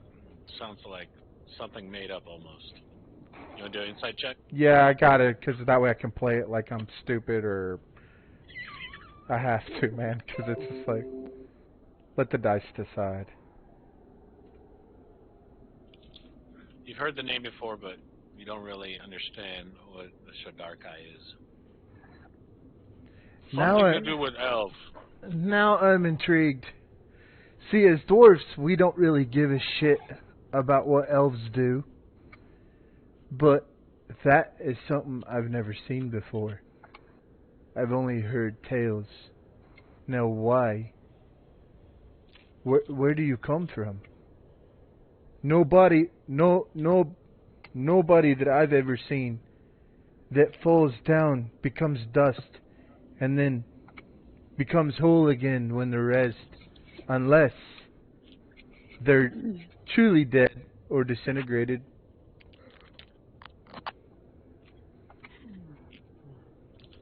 So I'm gonna keep eating my stew, like it's not a big deal. I can come back after you're done if you want. No. I'm already dead. I've been dead for a long time. I've told you this countless times already. And I'm here for one thing. I do my job and I leave. When it's done, you won't see me anymore. I'm here, and I stay around because I want to be entertained. And where do you go when you go? Where everyone else goes when it is time. And where is that? To the Shadowfell. You've seen this place? I live there. Could you maybe find somebody on that plane? I'm not looking for your polar bear friend. I'm not talking about her. Your polar bear friend.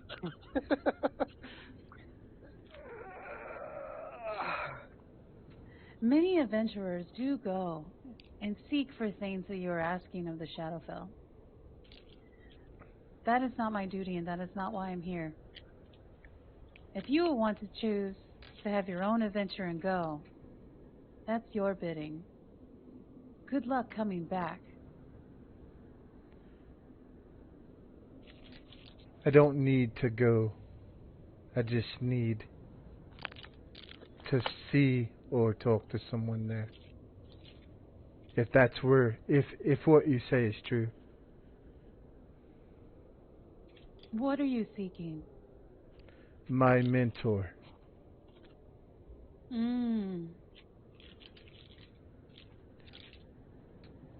That's one. I'll ask you this question. If you end up knowing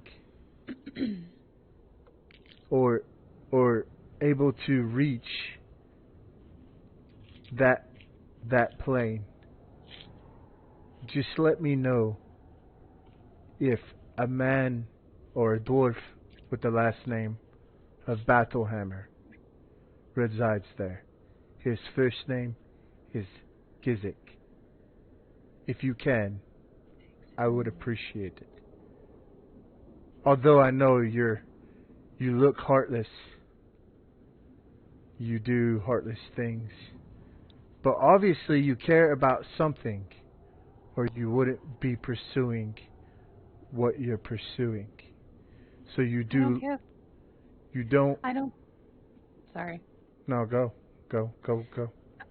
I don't care for anything at all. I'm here to do what my queen wants of me, and I go. Then you do care what your queen wants of you. That's what No. I'm saying. Just a task. But understand that though you can give me many names, you understand the Shadowfell is a vast place, and it is not my job to be accountable for everyone that goes. And I didn't ask you to be accountable. I asked you to do me a favor. And if you can't and you won't, then I'll just call you a heartless bitch right here and walk away. That'll be entertaining. As I said before, if you want to go see your old man, either wait out your short life and see him, or go yourself. I'm going to finish my stew and walk off.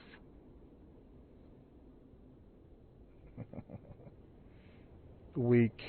And I'm going to walk away from her.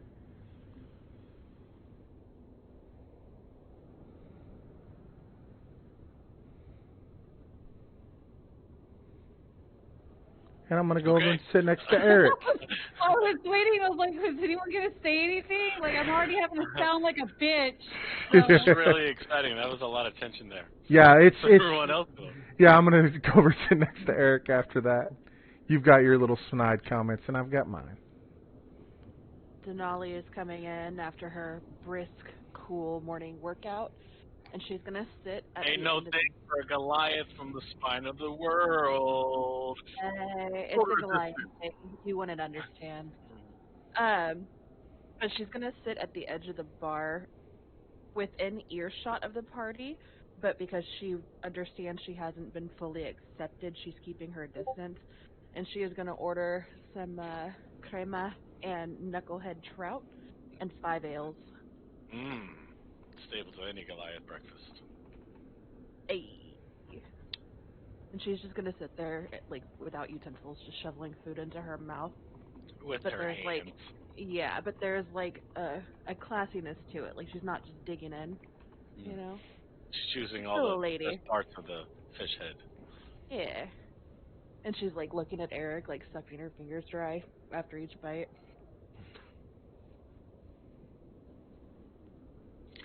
And as Kage's walking by you, Rorik, she leans over your shoulder and says, If it helps you understand about the dust situation, your druid already went to dust too. Yes. And I'm gonna walk out. And as she's walking out, I'm going to club her in the back of the head with my hammer. Can I Like- evade it? Like, serious Are you attacker. serious? I want to roll initiative. No, Oh, it makes sense. shit. Makes You can total use- sense. you can use your, I have cunning action. and you can use your tattoo if you want, Oh yes, I do want to use my tattoo. if he lands the attack. Alright, go ahead and Yeah. roll the attack on her. Okay.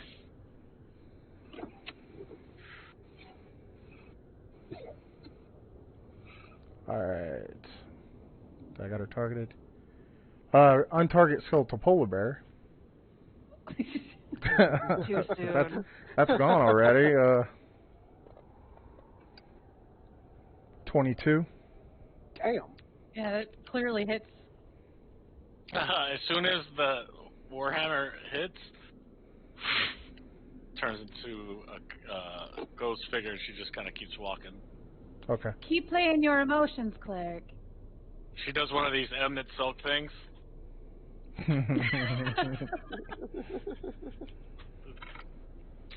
Alright. And before that, like, I just kind of want to express that the conversation that she had with the cleric actually kind of got under her skin a little bit with some of it. So that's why Yeah. the Well, added comment. You Well, gotta that's explain it's fine. No, I get it. You gotta explain shit. Yeah, you don't Yeah, have to you're explain nothing. Just like I don't well, have no, to. no. I meant that I was gonna say as I'm leaving the bar, get a little irritated and walk over there. Yeah. Damn, he's a cold-hearted bitch. God, hey. No, she looks that way. I'm doing what I'm doing to see what's gonna right, how what's how everyone far is else she gonna doing? go until she snaps. Sweet, I'm gonna go downstairs and get him some food. And you go down there and you see a ghost walk by you, and you see Rorik and Eric sitting together with Clinton, and you see Masahiko's eating already, I'm assuming. Yeah, we would have got out of that room by now. So you're not eating anymore, or? No, we're eating. We left the room. We got chairs Okay. still intact. Okay. What are you doing? Go get me some grub. Yeah, what you getting? I'm getting ale and what was it? The Bear soup, bear stew, take fish heads, and crema. I'll take crema and bear stew. Okay. And Agatha brings it to you. You sitting at the bar, you're going to sit with Eric and Rurik and Clinton. I'll sit with Eric Ruin and third guy. Clinton? Yep. Okay.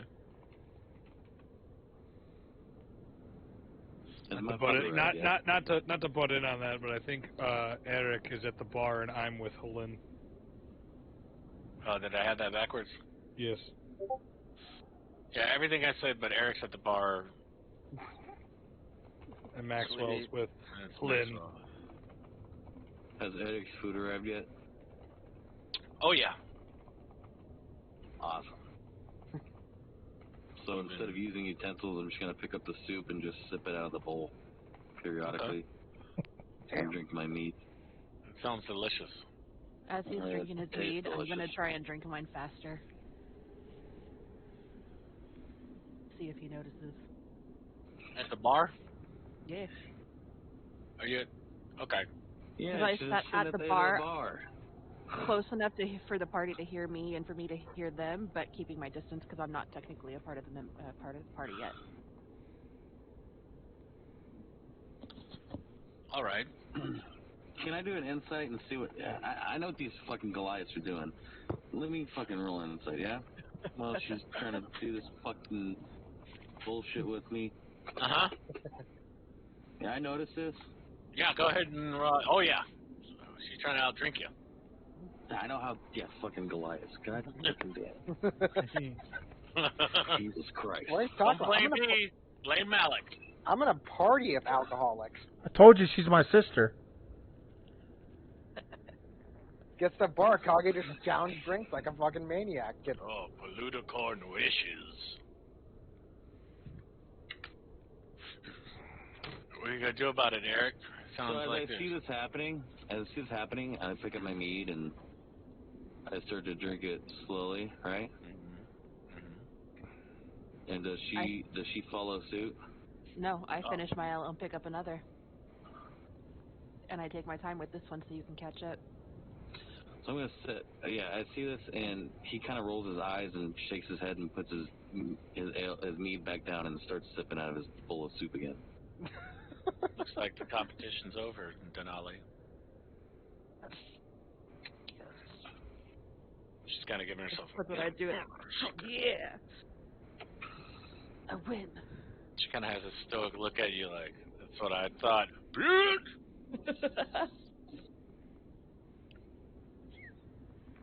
I'd like to He's rage. just minding his business, eating his soup. All right. A few hours go by. You guys finish eating and walk back to your rooms and do push-ups, exercises, necromancy, write a letter to your mom. You know, lament over her dress, and the blizzard has died down, and it's about 4 or 5 in the evening.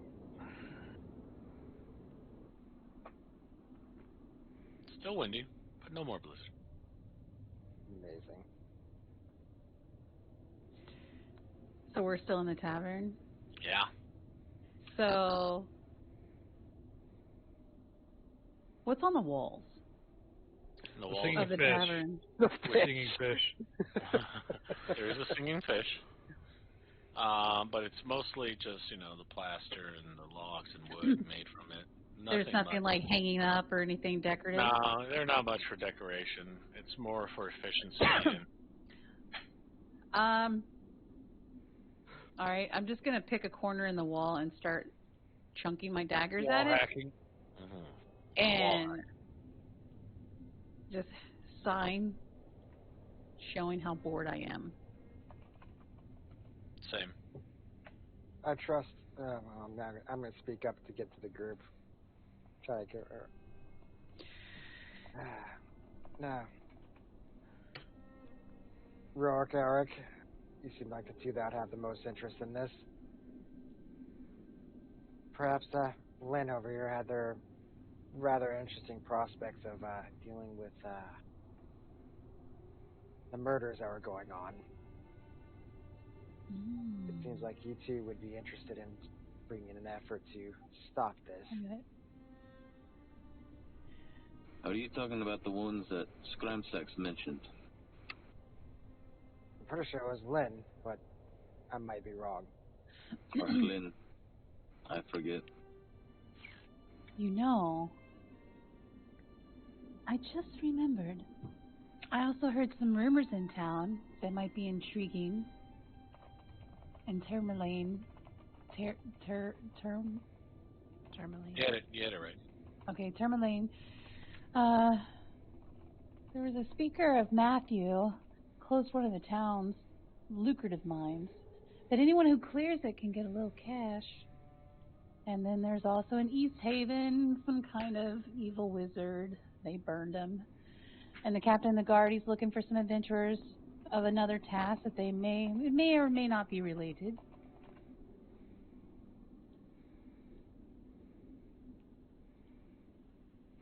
East Haven, you said. That, if I recall, Lynn was mentioning that that was the direction we were supposed to be going. Granted, it's been a few days. We could Where? potentially catch up. Towards Tourmaline? No, to East Haven from here. East Haven. Torga.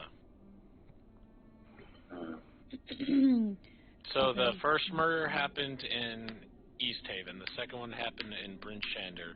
And the last murder took place in Torga. And Lynn told you to check out the town of Torga. I thought it was Targos. Targos.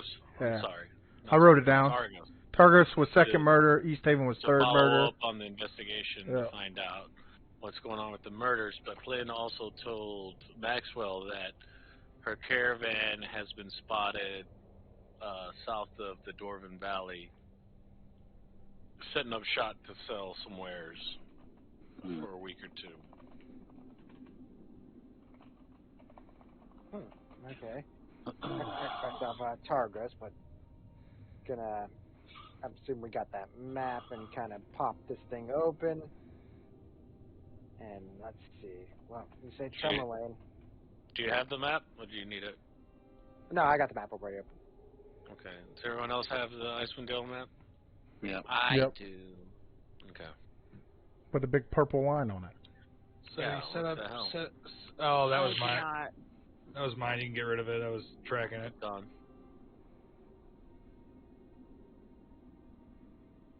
I mean, you may not be interested in wealth, but we still have these dogs to pay for that. I'd rather get this debt off my shoulders as quick as possible. And going to Tremorlane coincides with going to follow these murders in Targus. What say you guys coming along with me and help to assist with this? We could easily break the wealth from Tremorlane. Well, if it means you'll pay the debt and own the dogs and keep the dogs with us, I suppose we could look into it. And at this point, I don't know where everybody else lies, but I'm ready to get a move on from here.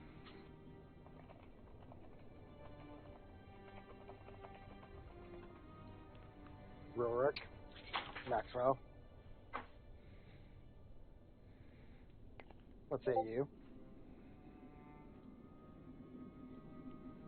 The town needs help. I don't mind assisting in some exterminations. Do I see Denali in the bar? Yep, she's still drinking mead. It's her favorite thing to do when she's bored. I'm gonna look at Masahiko and be like, Unless there's a gold ball involved. was that where we throw goats down the street or what? Fucking. I had something very Player similar. knowledge, player knowledge. Yeah. Said too much. I'm just kidding. I'm gonna look at Masahiko and say, I'm gonna point toward Denali. Well, it looks like we're down a member, and we could use another certain someone, if you know what I mean. And I'm gonna point at Denali as I say this. I'm not opposed to any able-bodied that's willing to travel with us. It's just, I felt you three were the ones that would be felt most impact of this. Colgate's weird, and your noble friend, I'm not sure about her either yet. They both seem to have secret agendas that they don't care to share with the rest of the class. So, I'll go ask her. I'm gonna get up and walk over to her.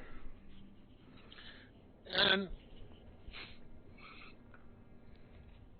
you walk up to Denali and get her attention. I'm just gonna And you look. tap on the table. Yeah. See this big beefy knuckle reach up beside you. Knock on the. I'm not 3'5", DM. No. See over the bar. Everyone roll for a wish. No, I'm kidding. I wish to be an 8-foot dwarf. No, I'm just kidding. I'm just gonna kind of pick him up and set him on this. No, little next to don't me. do that. Don't do that. I don't think he'd have let you. I might. I told Eric how I feel about knocking out kneecaps the first night. I forgot about Bite that. ankles. No, he gets up beside you and knocks on the table and introduces himself properly. Excuse me.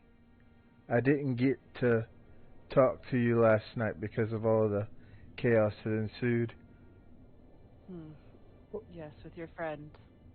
What was your name again? She's gonna sit up real straight and stick out her chest. Denali Storm. I see you have a lot of pride in your name. Well, and I'm gonna stick out my chest. Try to stand up as tall as I can. But I'm Rurik Trueanvil. Nice Quite the to. name you have. Yeah, that. Anyway, you look like you're kind of bored. A little, yes. Well, will you There's be? good ale. Let's be honest. It's not that great. Dwarves do a better job, but we won't share that with anybody else. Anyway, I was wondering, would you be willing to go with us on, I guess you could say, an investigation? Will there be things to kill? Glory to be achieved? Well, let's just say last time we ventured outside the gates farther than a mile, there was plenty to kill. Probably stuff we shouldn't have killed, but we killed it anyway. Let's go. And she's gonna just stand up and. I'm gonna wave her down here. I'm gonna be like, He's as waving she you back stands down. with her, yeah. She's gonna sit back down. Just try not to bring up the bear situation. It's a little sore, and some people might take offense, particularly Eric. I think he fancied the young elf. So I used to have more bear soup. it's hard. It might be a little hard for him, and just try to go with the flow. Most of us, there's really no leader here. We really just kind of agree on it and go. So if you have any questions about the people, you can ask me and I'll tell you what I think of them. Masahiko's okay. Kagi's a bitch. Ace, very mysterious but proper. Eric kind of wears his emotions on his sleeve a little bit. And Maxwell there, he's very proud but reasonable. And then there's me. Rurik, true anchor. And That was perfect. Do you want me to say it again? no, I'm quite all right. Miss Say Sky, Rurik, true anchor. Miss Sky Hour. Sky Hour. Yeah, I'm insulting her name because she did mine. Oh my god. And I kind of smile at her when she's. Well, no. When you said it, I'm gonna smile at you because I think you're poking fun. Well, And Chris, we found a meme name for Rurik. True anchor. He's been making meme names out of all the characters. yeah, it's okay. It's okay. Yeah. Oh. So I'm gonna smile at her if she says that, and then I say my reply. And it's just over her head, which is ironic because she's like 3 times your height. But she's just gonna kind of look at him, taking everything that he said in, but keeping her opinions to herself and just nod. I understand. If I feel a fight coming, I got something for you. What do you say? What do you think that you have that you could assist with? You'll see when it comes time. I know how most Perhaps. barbarians feel about it, but I don't know how you feel about it. So Since I've only met two of you. They're the barbarians. No. So I'm going to just turn and walk away because I already know how this went last time.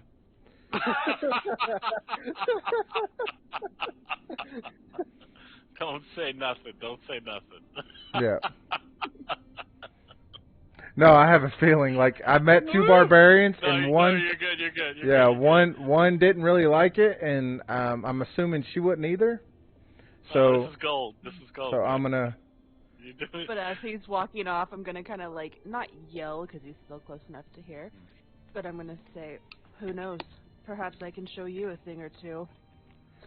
Well, since I don't Yo, specialize. give yourself an inspiration point because only I get that dad joke reference. And I'm gonna look at her. She says it, and I'm gonna be like, A thing or two. That's so good. You'll find out. I'll turn to her and say, Why do you think she carries a great axe and a great sword, friend? yeah. It's the thunder and the lightning, because I'm Denali Stormseeker. Which means I know which path you took. Yo, Oh. whose body can I suck You're the so life essence pretty. of first? Yeah. Anybody you choose. It's your role. Good luck. Give me a nice firm. I'm joking.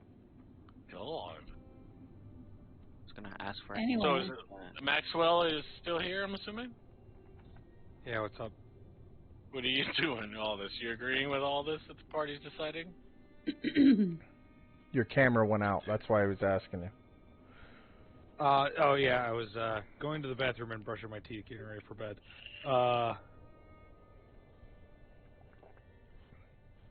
I guess, yeah. So the party's in agreement? Yeah, I just need a few more subjects. First thing in the morning, you're going to head to Targos? I mean, I was down to fucking kill some other things, but sure, I guess we're gonna do this. There's plenty of stuff to kill on the way. Well, There's civilians. the party decided to go to Targos and then Tourmaline based on the town rumors that Kage had. Oh, okay.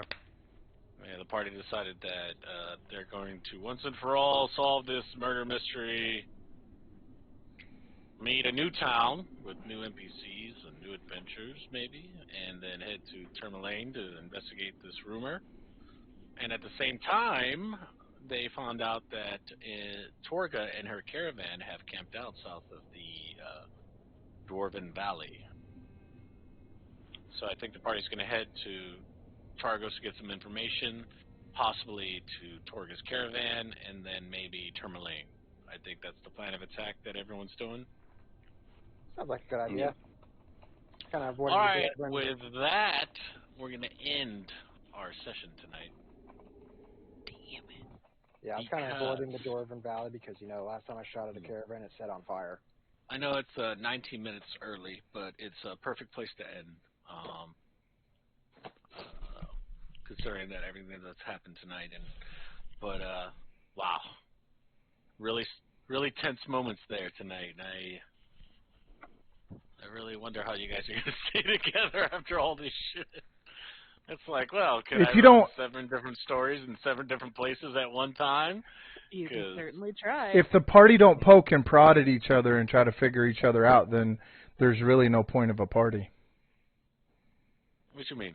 You gotta trust Gotta those. give each You other a gotta kiss. you gotta trust each other to be a party that's gonna go through thick and thin together. So there's gonna be growing Eventually, pains. Yeah.